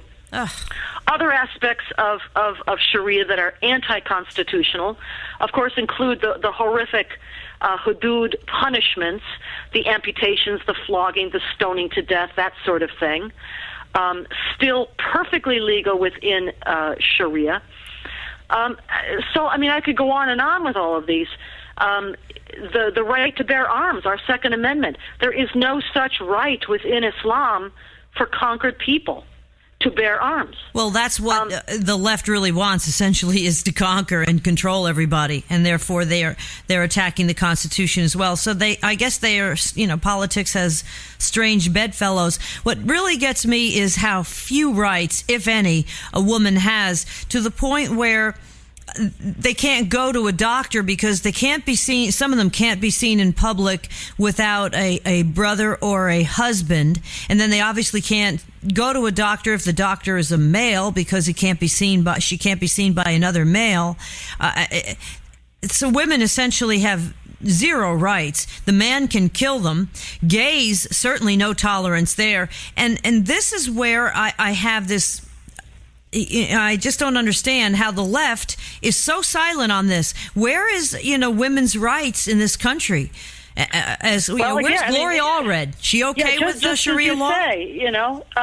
This red-green alliance makes for strange bedfellows. But the Sharia is the law within Islam precisely because everything in it derives from either the Quran, which is considered by Muslims to be the revealed word of Allah, or the Hadiths, which are the collections of sayings and actions attributed by Muslims to Muhammad, their founding figure, or Muhammad's biography as written down by his biographers.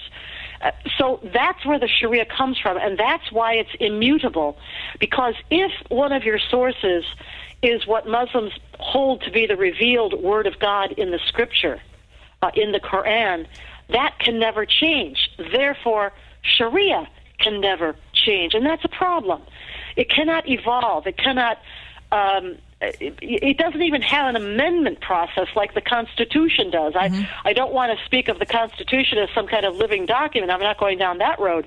But we do have an amendment process and have used it multiple times over the centuries, the decades and centuries. There's no such thing for Sharia. And so when you're talking about women, yes, the Quran itself says that a woman's word in a court of law is worth 1/2 the word of a man, that she is to receive 1/2 the inheritance that a man would receive, that a man, a husband, if he is displeased with her or fears disobedience from her, should admonish her, sleep apart from her, and then, if nothing else works, beat her. The Quran also says quite explicitly that a husband, should consider his wife as a tilth unto thee. Go forth unto your tilth when and how you will.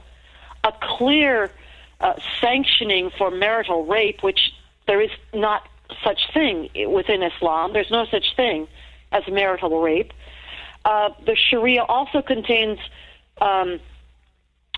provisions that permit the killing of one's own child. Well, that's I was going to bring that up. There was a honor killing, as they call it, I believe in Texas, where a man shot his 2 daughters in his taxi because he didn't like them. They were westernized. They grew up here, and he didn't like the fact that they were starting to date Western men. Shot them both dead in the back of his taxi, took off, and I believe he fled to Egypt. This was probably 4 or 5 years ago. Yeah, that is true. That is only one case of these kinds of killings, which are now repeating themselves, sadly, with more frequency in both Canada and the United States, never mind Europe. But a provision of Sharia law says quite explicitly that there is no retribution under Islamic law for a Muslim who kills a Christian, a Jew, or their own child. That is Islamic law. That's Sharia, and it is immutable. It's fixed in stone. By the way, there are books of Islamic law. I own several myself, authenticated translations with the imprimatur, if you will, of the Islamic authorities that it is a good translation from the Arabic original. It's real. It's real, and it is making inroads into the United States as well. How concerned do we need to be that Sharia law could even remotely enter into our judicial system, into our courts? Well, I'll give you one indication, and that is a study that I participated in with the Center for Security Policy, and the study was published online at the website, at the center's website, about the incidence of Sharia, of Islamic law, entering into legal cases in American courts. We selected a sampling just from the state appellate level, just to bound the survey, just to have something manageable to work with. And we found that in this study, we found over 50 cases spanning 23 separate states at the state appellate court level in which Sharia had entered the process in one form or another. This is not to say that the judgment rendered was consistent with Sharia.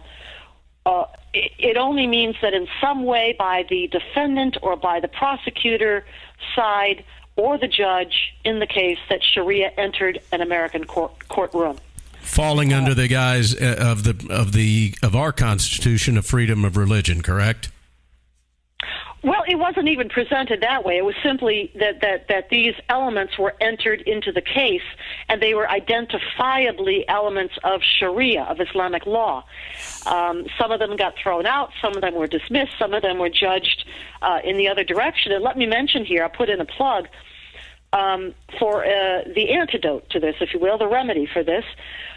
This is something that the Center for Security Policy has been working on closely, and is the brainchild of the brilliant lawyer David Yerushalmi, who came up with language for legislation called American Laws for American Courts. And this language has been introduced into bills, again at the state legislature level across the country, has passed now, just most recently in North Carolina last week. Now in 4 or 5 different states it has passed. And American Laws for American Courts says very simply that in any court of law in the United States and in the individual states which adopt this legislation, if ever there is a conflict between American law and any foreign law, French law, Bolivian law, Malian law, any law, and American law will prevail. That's all it says. I think that, given As the it fact should. that this is America. I mean, that's like saying, if I went over to the Middle East or some other country, I certainly wouldn't expect the law of America to take precedent if, something happened. I mean, it just makes no sense. It really is upside down. Yeah, but kudos to your colleague for doing that. Yeah, that's awesome. Absolutely. They've been working very hard and with great success. But this gets to the supremacist nature of Islam as a doctrine, as a creed, and it is supremacist in nature. As Hassan al-Banna said, it is Islam is to dominate, not to be dominated. Hassan al-Banna, the founder of the Muslim Brotherhood, it does not acknowledge the legitimacy of any other law, be it religious law or be it a state law, like the Constitution. And yes, of course, Article 6 of the Constitution says quite clearly, the Constitution shall be the supreme law of the land and its derivative laws. But Islam as a doctrine, by the way, maybe this is a good place to make this distinction. I'm speaking here about Islamic doctrine, law, scripture. I am not talking about every single individual Muslim faithful believer in the world or even in the United States. Yeah, that has to be People difficult. are one thing, and the doctrine is another. Now, my position on this is that for any adherent of any faith, I will give them credit for being faithful to their doctrine, to their faith, until and unless they tell me otherwise. I accept a Christian and believe that Christian follows the doctrine of Christianity until they tell me otherwise. And the same for Muslims. I will give them full credit for being a faithful Muslim, a follower and an adherent of Sharia, of Islamic law, until and unless they tell me something different. And if they tell me, no, I don't believe in jihad, I will not participate in jihad, I don't believe in death to apostates, I don't believe in Jew hatred, then I would welcome them and welcome a dialogue with them. It has to be difficult, though, for somebody who is a Muslim just wanting to practice their faith and mind their own business. And unfortunately, not enough of them stand up against this radical extremism. You see, it's not radical and it's not extreme at all. Yeah, this is the point. That's what you don't want to... This is Islam. This is the very definition of Islamic doctrine. And so while in the United States and the West, we have a dividing line between faith and state, belief, religion, and state, Islam does not and never has. So these words like Islamism and Islamist are absolutely meaningless. Islam is the doctrine, the law, and the scripture of Islam.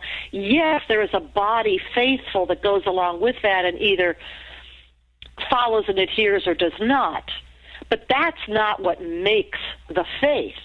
The individual private life practices of people calling themselves faithful, that's not Christianity or Buddhism or Hinduism or anything else. That is people. That's individual people. And in the United States, our First Amendment grants complete and full protection for religion as belief, worship, devotion, prayer, congregation, fasting and diet, pilgrimage, proselytizing.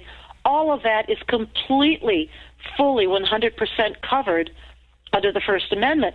And that part of Sharia and of Islam is covered too. But the part that's not is the moment that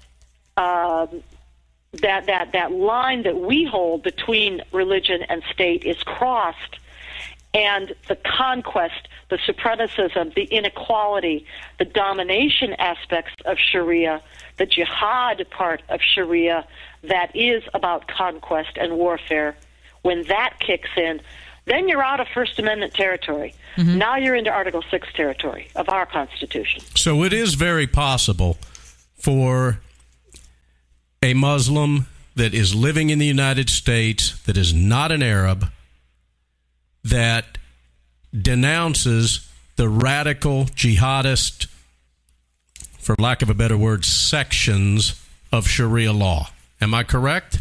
Well, yes, and that's because they are here living in a free society so far. Yeah, so far. And even here, they can still come under humongous threat from their own family and society, as we see, as you mentioned, with these so-called honor killings, right? Islamic family murders. Yeah. So the sad thing about it is, right now, someone that is a peaceful Muslim practicing Islam that denounces radical jihad, they're getting it from both sides now. They are definitely caught in the middle. I mean, a First Amendment abiding Muslim in America lives in a free country and probably very much appreciates that. Maybe came here for precisely that opportunity. But there are others here in the United States, as well as elsewhere, that would bring a lot of pressure to bear on that individual. Or, exactly. That's why you don't hear anything from them. Well, or very little. Mm-hmm. That's true. You know what? You had mentioned Israel as well, and I want to get to that in just a moment. A couple of weeks ago, Claire, we had Billy and Karen Vaughn on, and Major General Paul Vallely, and they wrote a book on Extortion 17. Billy and Karen lost their son Aaron on that horrible day in Afghanistan when 30 of our finest were killed in Extortion 17, SEAL Team 6 members, in a very suspect situation that is finally starting to get a little bit of exposure, hopefully, in Washington and possibly more of an investigative committee. But Billy Vaughn and General Vallely wrote a book called Betrayed, exposing the high cost of the war on terror. And our listeners can get it at specialopsbetrayed.com. specialopsbetrayed.com. But it was Billy and Karen that told us about you, Claire, and you accompanied them, you said, to Israel. Tell us a little bit about that and the situation in Israel from this situation here and the Muslims and trying to deal with that whole, really the whole problem of the Islamic extremists that are obviously want nothing but to totally decimate Israel. Well, I'm very fortunate and grateful to know Karen and Billy Vaughn, and I came to know them through another organization which I belong to and contribute to, and that is the United West. Tom Trento and the gang at the UnitedWest.org, and together a group of us, including Tom Trento and his people, plus Karen and Billy Vaughn and I, went on a marvelous trip to Israel last year, 2012, and saw the country from one end to the other, hosted by Mark Kahlberg, who is a former Israeli national police officer. And from his unique perspective on security in Israel, he was able to show us things and places in Israel that really gave us an appreciation for how this country, fights on the front lines of Western civilization against the encroachment of the forces of jihad. And again, it's not extreme, it's not radical. Jihad is simply Islamic doctrine. It is commanded of all Muslims for all time by Sharia until, as the saying goes, the world be all for Allah, at which point jihad then and only then can cease. It does seem that Israel is starting to cave, unfortunately. Earlier, I know when Bibi met with President Obama, the body language was unbelievable. There was definitely no love lost between the two. That President Obama's BFF is definitely not the Prime Minister of Israel, Benjamin Netanyahu, probably more likely Tayyip Erdogan of Turkey. But the Prime Minister and his top leadership team, they've got to make their own calculations about what's best for the defense of Israel. And I know that they take that defense extremely seriously. Mm-hmm. And despite the fact that it seems once again the Israeli government has acquiesced to the release of Palestinian terrorist prisoners from their jails who've got the blood of Israeli citizens on their hands in return for the mere promise that some Palestinians from the West Bank, Judea and Samaria, might show up at a negotiating table at some point in the future, but not the other Palestinians in Gaza under the rule of Hamas, which, by the way, is the Palestinian branch of the Egyptian Muslim Brotherhood. Mm-hmm. We look at that and we question, what is Israel thinking? What are they doing? Why do they elevate these talks to such a level? But I heard an explanation today that makes some sense to me, and that is that the Prime Minister Netanyahu and his team have to show the United States that they have exhausted every last possibility to find a way to negotiate with the Palestinians, because at some time in the very near future, Israel must make a decision about Iran's nuclear weapons program that so directly threatens it with genocide. And at that time, whenever that time may come, Israel needs the United States and others in the West on its side, firmly on its side, because that day is coming. I don't think that's going to happen from this administration. You have people high up in this administration before they worked in the government, in academia. her name escapes me now, but she actually said that she had no problem. You're talking about Cass Sunstein's wife. Yes. She had no power. Yeah, she had no problem. Nominee to be the new United States ambassador to the United Nations. There you go. Okay, she wants to send troops to Israel against Israel.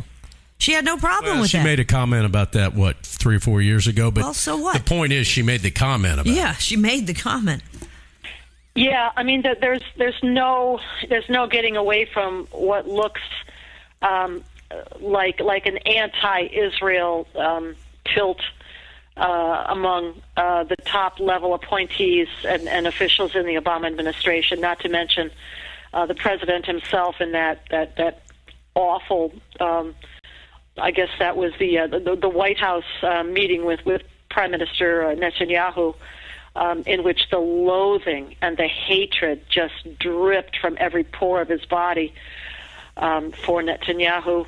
I enjoyed the absolute schooling Netanyahu was awesome. Netanyahu gave him. I enjoyed. It was a bit of a history lesson, wasn't it? Yes. Well, but I mean, it was a bit of a bully beatdown, is what I thought it was. The showdown between with Iran's nuclear weapons program is coming. They are very close, if not already over the line, to a deliverable nuclear weapons capability. All right, look back into your crystal ball. Prognostication time. Well, I guess what I can say is that the record shows historically and in recent years that Israel will defend itself.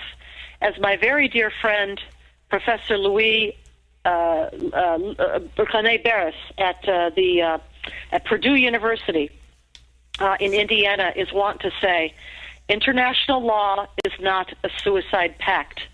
And international law absolutely allows for sanctions, what is known as preemptive or anticipatory self-defense by a sovereign nation state like Israel. Israel has been threatened repeatedly with genocide by the leaders of Iran. The supreme leader, Ali Khamenei, the president, soon to step down in favor of the newly elected president, but Ahmadinejad, and other senior officials of the Iranian regime. And at the same time, that's a regime that is building the capability in terms of nuclear weapons and missiles delivery systems for those weapons against Israel. And so the history of Israel in recent years is that it takes action and it moves and strikes when it is required to do so to defend the state of Israel. It did so against the regime of Saddam Hussein back in 1981 when they struck the Osirak nuclear reactor under construction then in Iraq.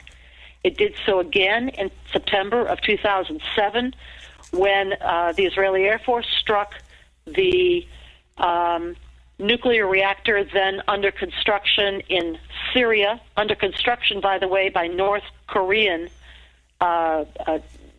technical advisors and teams there in Syria. And then finally, once again, more recently, when the Israeli Air Force, or at least it's expected that it was the Israeli Air Force, struck a factory facility in Sudan, in Khartoum, which was accused of being the transit point and also a production plant site for missiles that were then transported up through Sudan into Egypt, across the Sinai, across the Philadelphia corridor and the tunnels into Gaza for use by Hamas. So repeatedly, we've seen that Israel will strike when it believes its core national security interests are at stake.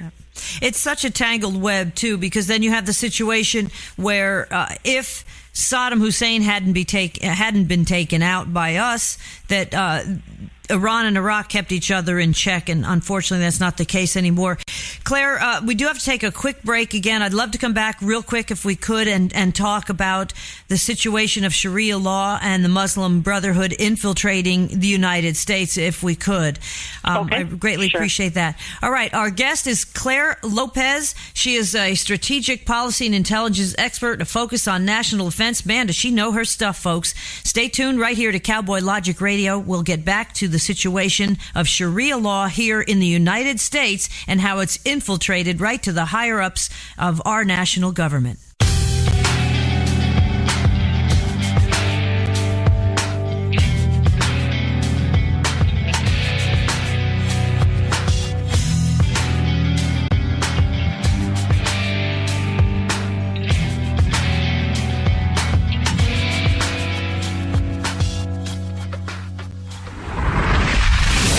Out on the web at cowboylogic.us.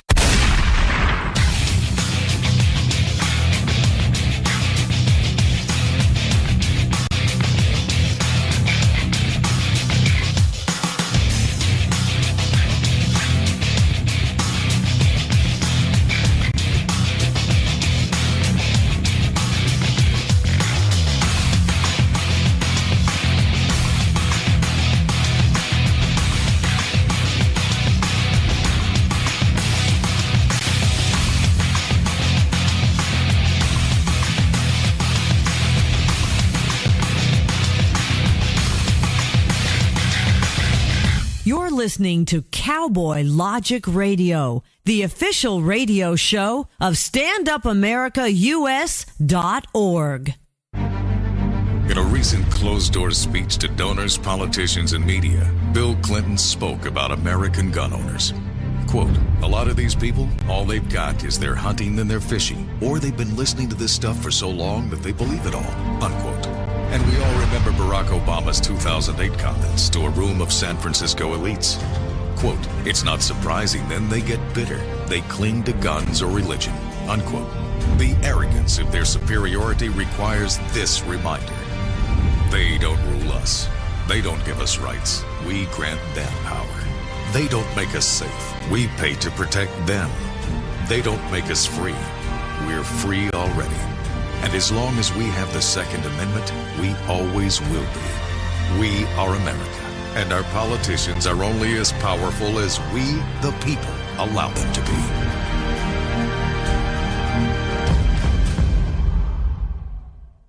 This is Janet Napolitano, and you are listening to Cowboy Logic Radio. Yeehaw! Cowboy up! Hello, my name is Scott Winchell. I'm the National Editor-in-Chief at StandUpAmericaUS.org, and I listen to Cowboy Logic, and I hope you do too. Cowboys didn't dance, didn't wear designer shirts. Their hearts were filled with memories, their bodies filled with hurt. They would sit around the campfire and exchange a piercing glance. Back when the West was really wild, cowboys didn't dance, yes. When cowboys didn't dance, didn't wear designer shirts. When their hearts were filled with memories, their bodies filled with hurt.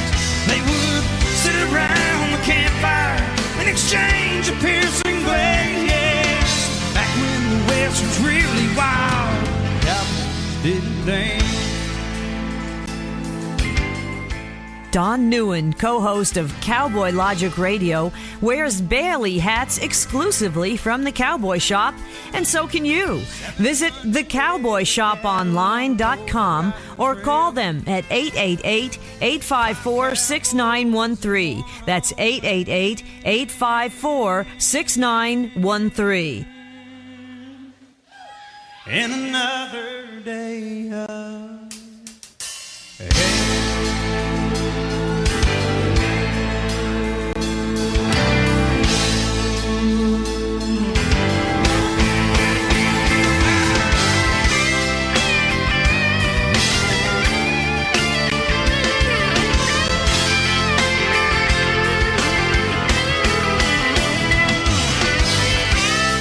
It doesn't matter if you live in Georgia, the U.S., or for that matter, anywhere in the world. The Cowboy Shop will deliver right to your door. Visit the Cowboy Shop for clothing, boots, hats, home decor, saddles, and horse gear. Even children's clothing, anything cowboy, you'll find it at thecowboyshoponline.com or call them at 888-854-6913. The Cowboy Shop, for the little cowboy in all of us. Yay!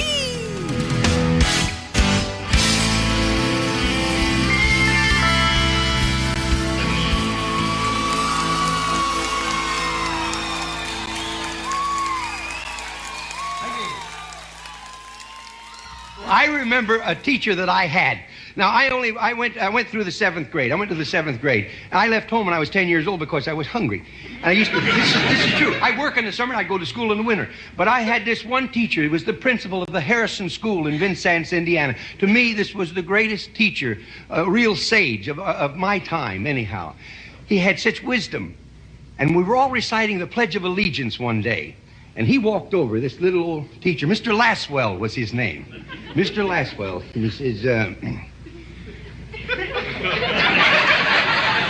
And he says, I've been listening to you boys and girls recite the Pledge of Allegiance all semester. And it seems as though it's becoming monotonous to you. If I may I recite it and try to explain to you the meaning of each word. I, me, an individual, a committee of one, pledge, dedicate all of my worldly goods to give without self-pity, allegiance, my love and my devotion to the flag, our standard, Old Glory, a symbol of freedom. Wherever she waves, there's respect, because your loyalty has given her a dignity that shouts freedom is everybody's job. United. That means that we have all come together. States, individual communities that have united into 48 great states, 48 individual communities with pride and dignity and purpose, all divided with imaginary boundaries, yet united to a common purpose, and that's love for country. And to the republic, a state in which sovereign power is invested in representatives chosen by the people to govern. And government is the people, and it's from the people to the leaders, not from the leaders to the people, for which it stands. One nation, meaning so blessed by God, indivisible, incapable of being divided, with liberty, which is freedom, the right of power to live one's own life without threats, fear, or some sort of retaliation. And justice, the principle or qualities of dealing fairly with others. For all, which means, boys and girls, it's as much your country as it is mine. And now, boys and girls, let me hear you recite the Pledge of Allegiance. I pledge allegiance to the flag of the United States of America and to the republic for which it stands, one nation, indivisible, with liberty and justice for all. Since I was a small boy, 2 states have been added to our country, and 2 words have been added to the Pledge of Allegiance: under God. Wouldn't it be a pity if someone said that is a prayer and that would be eliminated from schools too?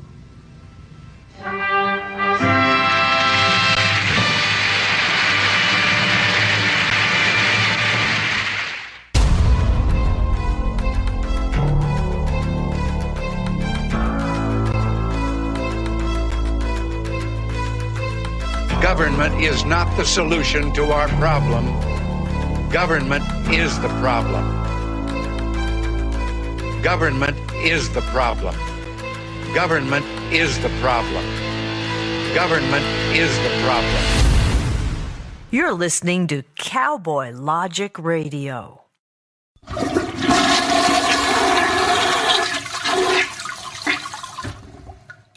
Don't you just wish you could do that to the turds in Congress? You know, do me a favor. Could you say senator instead of ma'am? I love these members that get up and say, read the bill. What difference at this point does it make? The whole island will become so overly populated that it will tip over and capsize. But we have to pass the bill so that you can find out what is in it. We know that the free market is nonsense. This liberal will be all about socializing, will be about basically taking over and the government running all of your companies.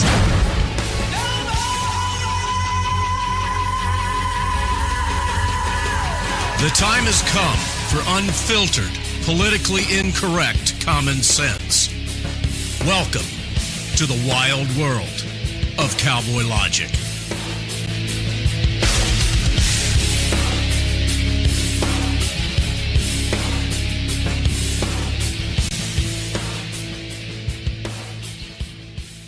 We're back with Clare Lopez talking about the Middle East and now exactly what is happening as far as Islamic law and how that is starting to slowly infiltrate even the highest aspects of the United States government, thanks in part, and great part, I feel, to the President of the United States, who, if he's not a Muslim, he certainly is a Muslim sympathizer. Clare, we talked earlier about how there is a number of Muslim Brotherhood members infiltrating the highest areas of the Obama administration, including Homeland Security. And to me, this is just unconscionable given what 9/11 was, just a little over a decade ago, and how soon we forget. Yeah. Well, as Eric Stakelbeck, a superb reporter from investigative journalist from CBN, Christian Broadcast Network, who's just out with a brand new book about the Muslim Brotherhood. As he says, the Muslim Brotherhood is the granddaddy of them all. All of or many, I should say perhaps, of these modern day 20th, 21st century Islamic organizations, the Sunni ones at least, derive or came out of the Muslim Brotherhood. Al-Qaeda, Hamas, Egyptian Islamic Jihad, Gama Islamiyah. This is all out of the Muslim Brotherhood, which was formed in 1928 in Egypt by students led by Hassan al-Banna. So it's been since 1928, really, that the organization has been trying to grow, first in Egypt, then elsewhere and abroad, and to expand. And as I said earlier on, Muslim Brotherhood is now present in 80 countries across the world, including the West, Europe, United States for sure, and Canada. And its goal is it's really twofold, and it's quite simple. Reinstate the caliphate, that is the Islamic State. The last caliphate was abolished with the defeat of the Ottoman Empire in World War I, and in the aftermath of that, what was left of Turkey came under the control of Kemal Ataturk, who abolished the caliphate and forcibly tried to secularize Turkey. Succeeded for a while, but it's reverting back now. The second objective is enforcement of Sharia, enforcement of Islamic law. And those are the same two exact, precise objectives that Al-Qaeda follows, and so does Hamas. By the way, so does Hezbollah, which happens to be Shiite. So does the Taliban. So does the Pakistani Taliban, and on and on. So two objectives, caliphate and Sharia for all these groups. But the Muslim Brotherhood, as Eric says, the granddaddy of all these Sunni groups. Well, none of that sounds real good. you had mentioned in the first segment that we did that the infiltration of the United States started well before 2009. Yeah, it sure did. Well, as I mentioned, the Brotherhood formed in Egypt in 1928, but periodically over the following decades, the Brotherhood was both embraced and then suppressed by Egyptian governments, and in particular, in the period following Hassan al-Banna's own assassination in 1949 on into the 50s under Gamal Abdel Nasser, the Free Officer Rebellion, as you might all recall, the Brotherhood was suppressed. In the 60s, suppressed. Leading ideologue or theoretician Sayyid Qutb, enormously influential writing of the Brotherhood, executed by Nasser's government in 1966. So they fled. They fled Egypt and went to other places. By the way, this is how the brother of the executed Sayyid Qutb, whose name is Mohammed Qutb, got to be a professor of, guess who? Osama bin Laden in a university in Saudi Arabia. Saudi Arabia gave safe haven to a lot of the fleeing brothers who were coming out of Egypt during repressions like these. So they go underground when we push back. They go underground, but they also go abroad. And here's my point: that they spread far and wide. First to Europe, where during World War II, especially, we saw the alliance of Nazi Germany and of Hitler with, of course, the Arab masses back in the Middle East, certainly, led by the British appointed, by the way, Grand Mufti of Jerusalem, Hussein al-Amini, who was, by the way, also an uncle kind of a relation to Yasser Arafat.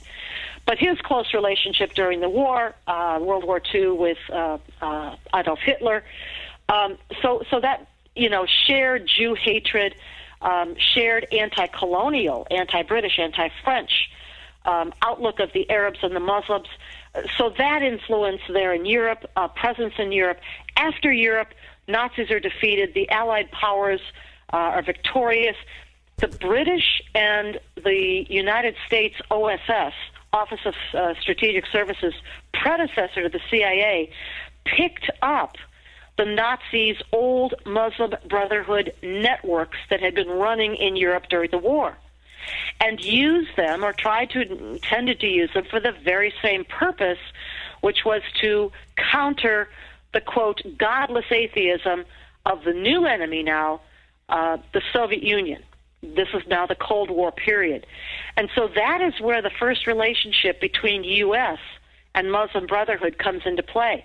It jumped the pond, shows up in the United States as early as 1952, if I'm not mistaken, or 3, when Hassan al-Banna's son-in-law, whose name was Saeed Ramadan, he married Hassan al-Banna's daughter.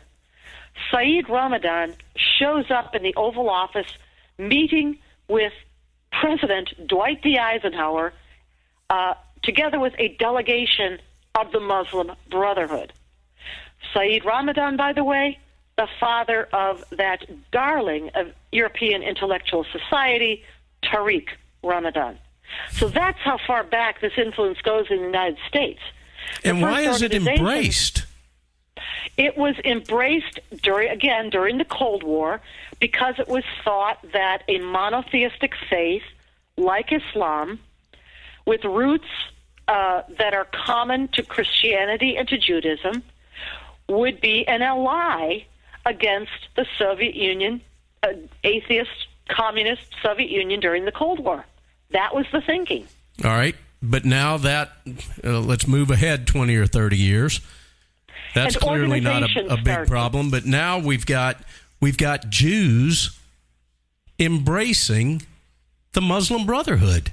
Oh, absurd. I mean, just absolutely absurd. I don't get it. I mean, Elena Kagan. It's the liberal left. How do we explain Elena Kagan? Yeah. She's the antithesis of whatever Sharia law allows. Unbelievable.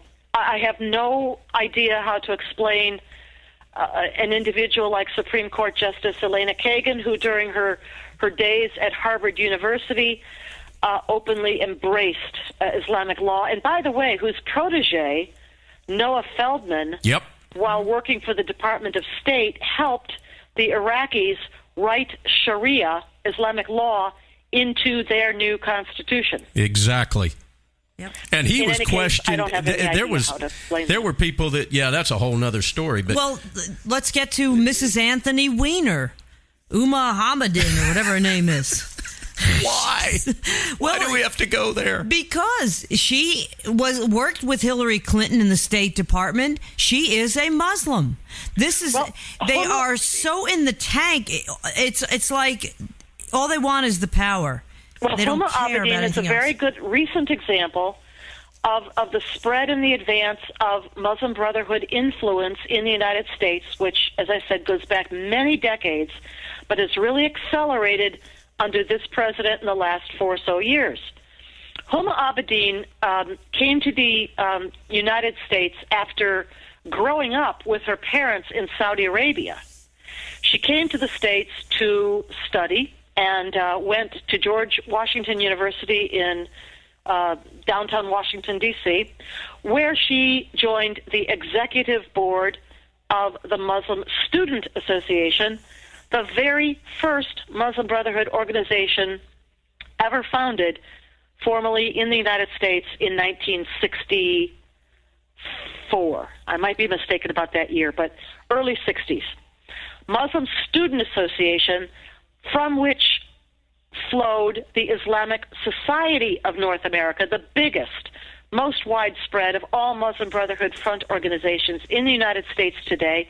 President of ISNA, the Islamic Society of North America, is the Imam Mohammed Majid, you mentioned earlier, Donna, who is a top advisor of the National Security Council of the United States in the White House, as well as an advisor to the Department of Homeland Security. But back to Huma. She comes to the United States, joins this Muslim Brotherhood front organization, not just the organization, she's on the executive board. At that point, she becomes an intern in the White House, and that's when she began working with then First Lady Hillary Clinton in the middle 1990s. She stayed with Hillary Clinton through the years, rising to the most recent position of Deputy Chief of Staff, very influential position. But as we know from superb investigative journalism and writing by people like Andy McCarthy and Patrick Poole and Andrew Bostom and so many more, we know that Huma Abedin's entire family is a Muslim Brotherhood family. Her father was selected by a top Muslim Brotherhood official, Saudi, Abdullah Omar Nassif, to be the editor or the head, first of all, of a new organization, the Institute of Muslim Minority Affairs, and then the editor of that journal, the Journal of the Institute of Muslim Minority Affairs. Upon his death, the wife, Huma's mother, took over editorship.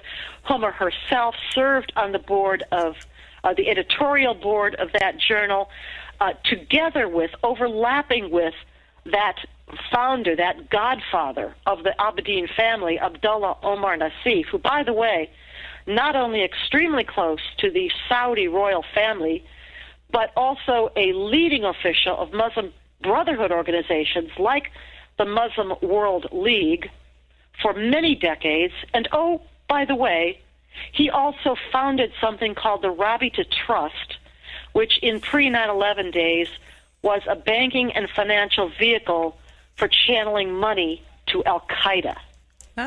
He served on the same editorial board together with Huma Abedin's parents, and by the way, directly overlapped with her for about 7 years.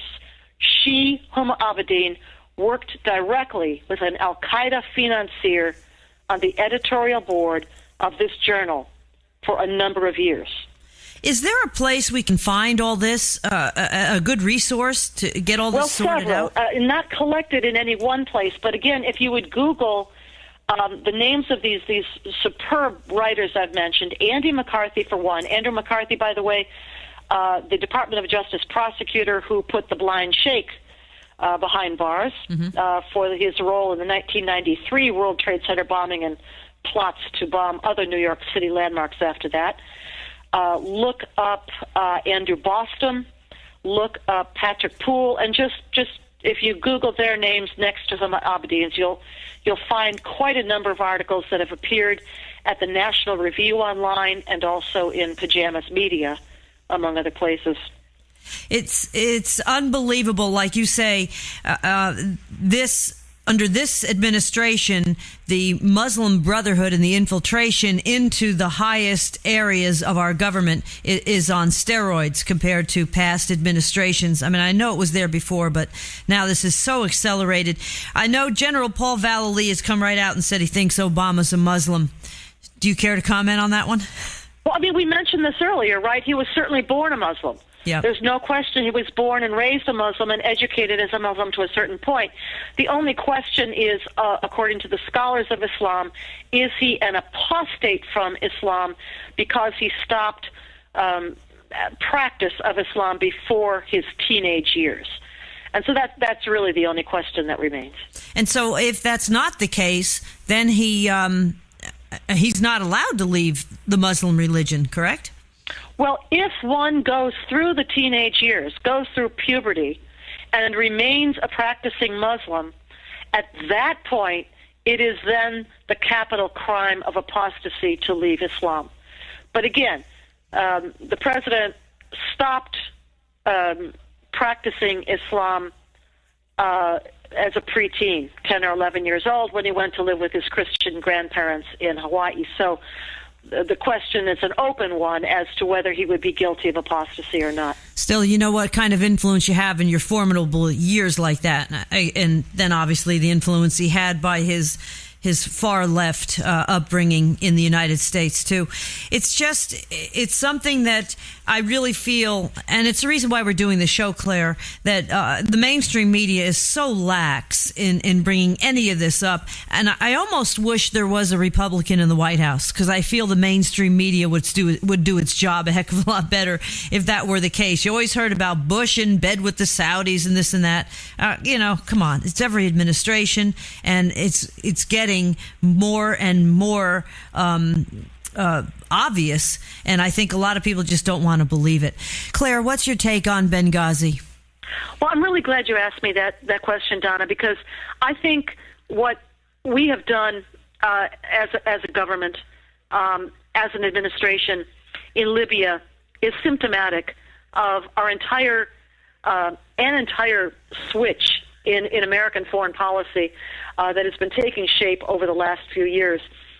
And specifically what I'm talking about is of course, the horrific events attendant to the attack on September the 11th, 2012, at our mission in Benghazi.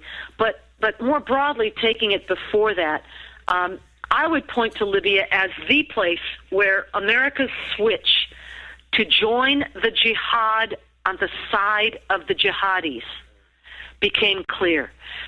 That is a place, Libya, where the ruler, Muammar Gaddafi, a horrific despot who treated his own people atrociously for decades. Human rights abuses abound in his regime. But at the time of the revolution in Libya in 2011, when it began, Muammar Gaddafi was actually working with the West, with the United States, to keep AQIM contained, AQIM, Al-Qaeda in the Islamic Maghreb. He had Islamic jihadis in his jails. He had Al-Qaeda in his jails. And yet, when the uprising of early 2011 broke out, a combined uprising of tribal groups as well as Al-Qaeda militias broke out against Gaddafi, the United States and the West, NATO in particular, inexplicably, to me, came to the aid and the assistance of Al-Qaeda. In short, the militias that were the most powerful and the most capable, leading the revolution against Gaddafi in early 2011, were al-Qaeda militias. The Libyan Islamic Fighting Group, whose leader, Abdul Hakim Belhaj, had fought in Afghanistan on the side of the Mujahideen. The Libya Shield, which fought against Gaddafi under the black flag of Islam. Ansar al-Sharia, another al-Qaeda franchise militia in Libya. These were the militias fighting against Gaddafi, to whose assistance the United States, plus Britain, France, to whose assistance we came. Which is what we did in Egypt, no? I mean, we're forcing out anyone who might even trying to be helping the West at this point. Well, I mean, the thing is that we knew, the Obama administration knew from the beginning in Libya that those militias were al-Qaeda militias. And the revolution broke out in February. By March, the city of Benghazi, which was the heart of the revolution, it's the place where the revolution began. It was the rebel stronghold. Benghazi was the al-Qaeda rebel stronghold. It was under assault by Gaddafi's forces, and it looked like it might fall. And that's the point when, you might recall, President Obama said, we've got to step in. We have a, quote, responsibility to protect, because the citizens of Benghazi are going to be massacred. Well, it wasn't about the citizens of Benghazi. It was about the rebels, the al-Qaeda rebels of Benghazi, and making sure that the revolution didn't fail right then and there in March 2011. That's why we joined the civil war in Libya on the side of al-Qaeda and the other jihadis. And it seems like at this point we're throwing our military might, and, really the greatest military might in modern history, behind terrorism. That's what we did. Unbelievable, and it gets no publicity. We and the French and the British and others, other Europeans in NATO, dedicated military force, warplanes, money, intelligence, and even special forces on the ground to helping al-Qaeda overthrow Gaddafi. Now, bad as Gaddafi was, and I don't want to minimize his human rights abuses over the decades or his prior decades-long support for terrorist organizations, his attempt to build a nuclear weapons program, all of that. Don't want to minimize any of that. But at this point, in 2011, that's a sovereign country. Libya is a sovereign country that posed absolutely zero national security threat to the United States of America, and yet we, together with NATO, went to war against this country to help al-Qaeda oust a sovereign sitting government. I also never hear about this, but there were billions and billions of gold bullion in Libya, and no one talks about where that went. Do you ever hear about that? Well, I mean, the gold is one thing. Weapons are another. Mm-hmm. And this is coming back to haunt all of us now. Gaddafi had built up huge stockpiles of what we would call conventional weapons, including, of course, loads of small arms like rifles, but also RPGs and missiles and rockets of various kinds. Most dangerous among all of those, from our perspective, I guess, would be the shoulder-fired man-portable missiles that can take down aircraft. TWA Flight 800. I said well, possibly. I was there, and I tell you, we'll talk about that another time. Okay. It definitely was. I was there that morning. I mean, these weapons have now gone flowing in all directions upon the ouster of Gaddafi, certainly west to Mali and other parts of West Africa now badly destabilized, but also eastwards to the Sinai Peninsula, certainly, which is seeing its own share of chaos now in the wake of Mubarak's ouster and then Morsi's ouster and who knows what next, and as well all the way to the Syrian battlefields where the new Libyan government, the post-Gaddafi government, officially backs the Syrian Muslim Brotherhood and al-Qaeda-dominated rebels, the same as we do, the United States government does. So, yeah, now we're coming full circle back to chaos, and therefore that's what's happening in this country. It's certainly happening across the Middle East. It's happening, the whole world seems to be imploding, and in my opinion, that's what happens when you've got $16 trillion that you're throwing around all over the world. It makes a difference. It's not even just so much the money, it's rather that this administration and really American leadership across the board right now at this time in history seems to have lost our moorings with the founding fathers and the founding principles of this American republic. We've lost our connection to the founding principles of the Constitution, the Declaration of Independence, and those founding principles rest on natural law, natural rights being the dignity of the individual within society, the importance of the individual and the consent of the governed to own property, to participate in each individual's own system of governance.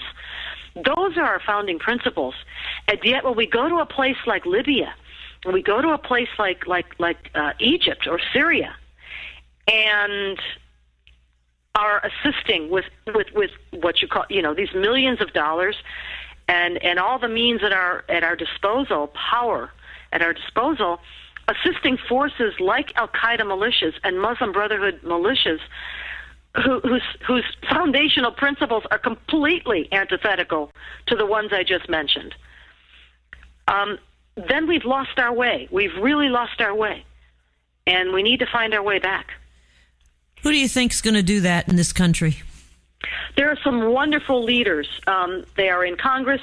They are in our national political leadership.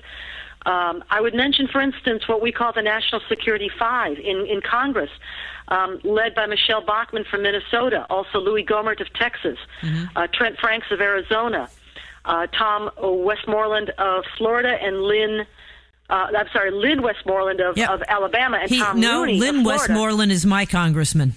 Who Georgia. stepped forward last year in 2012 to ask our inspectors general at departments of state and Homeland Security and Justice and other departments to look into Muslim Brotherhood infiltration of those departments, and to this day have not gotten the answers. And they were vilified for that, and in fact they're starting to look into Michelle Bachmann's internal stuff and personal stuff. Did you hear that? Really marginalizing these heroes.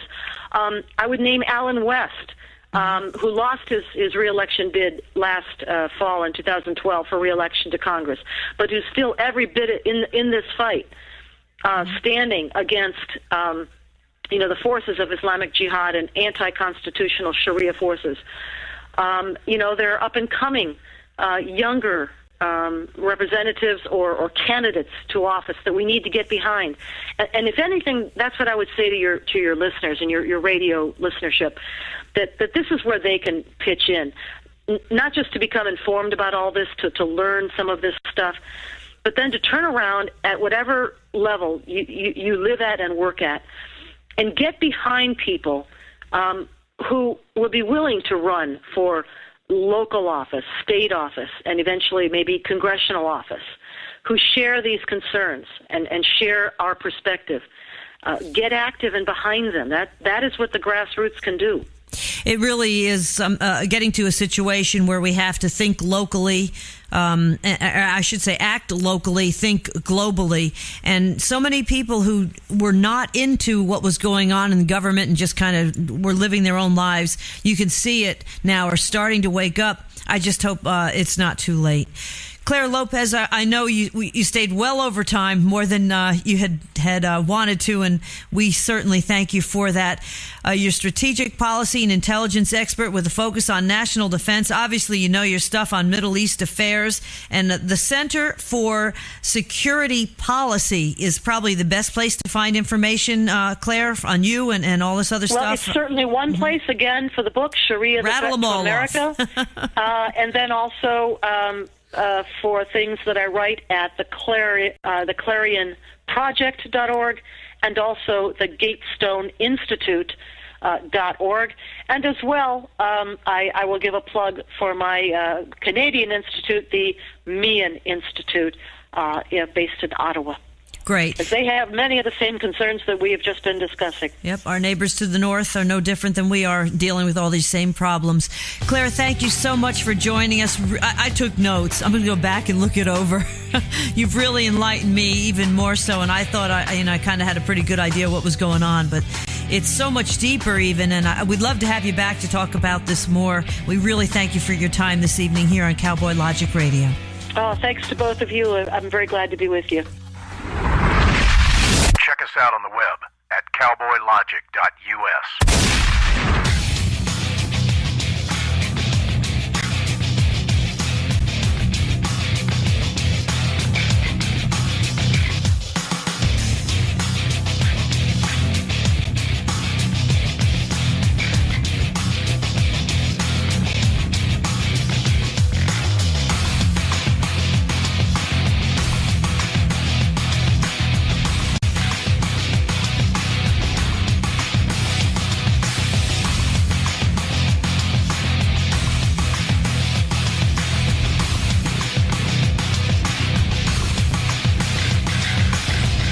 You're listening to Cowboy Logic Radio, the official radio show of StandUpAmericaUS.org. I first learned about it from the same news reports that I think most people learned about this. I think it was on Friday. What day did you learn? The same day the president did. From news reports? Correct. So no one in this building told you? That's correct. Okay. Who was responsible? I don't have that name, sir. I don't remember, to be honest with you. I'm not sure what you're asking, sir. Don't remember again. I'm not there to go ask a set of questions of people, what happened, when, who, and how. But that's the first we've heard of it. Why they didn't, I don't know. No one in the White House was aware. This happened on my watch. I do not accept responsibilities for all the actions. But I did not know any of the details at that time. I wouldn't say nobody's saying that, but or at least suggesting it. With all due respect, you were there, though. No, I was there. I've decided to follow my counsel's advice and not testify or answer any of the questions today. What day did the conversation take place? I'd have to look back at my notes on that, sir. You've got notes on that? I'd have to try to find them. Do you have notes or don't you have notes? I don't know. I first learned about it from the same news report. I have not done anything wrong. What I continue to believe is that ultimately the buck stops with me. I'm going to be accountable.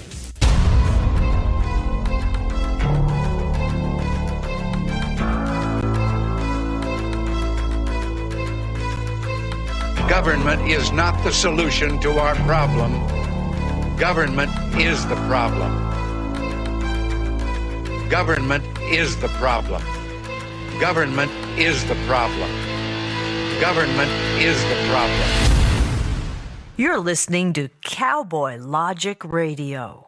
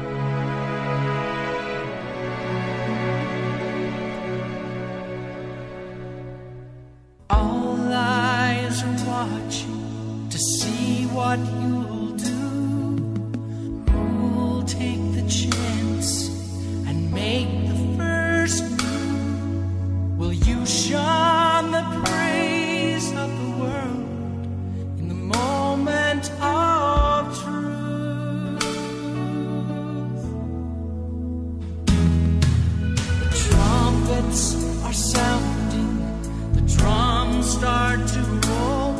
The tempter is waiting.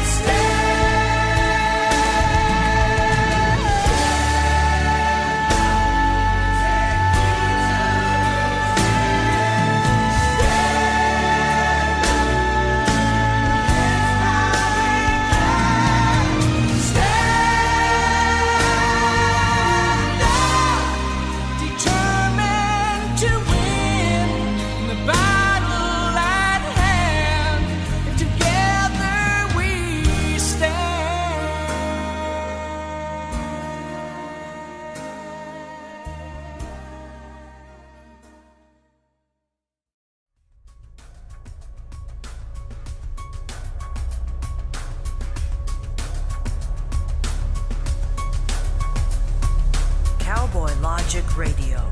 Unfiltered, politically incorrect, common sense. You've been listening to Cowboy Logic Radio, a division of Donna Fiducia Production.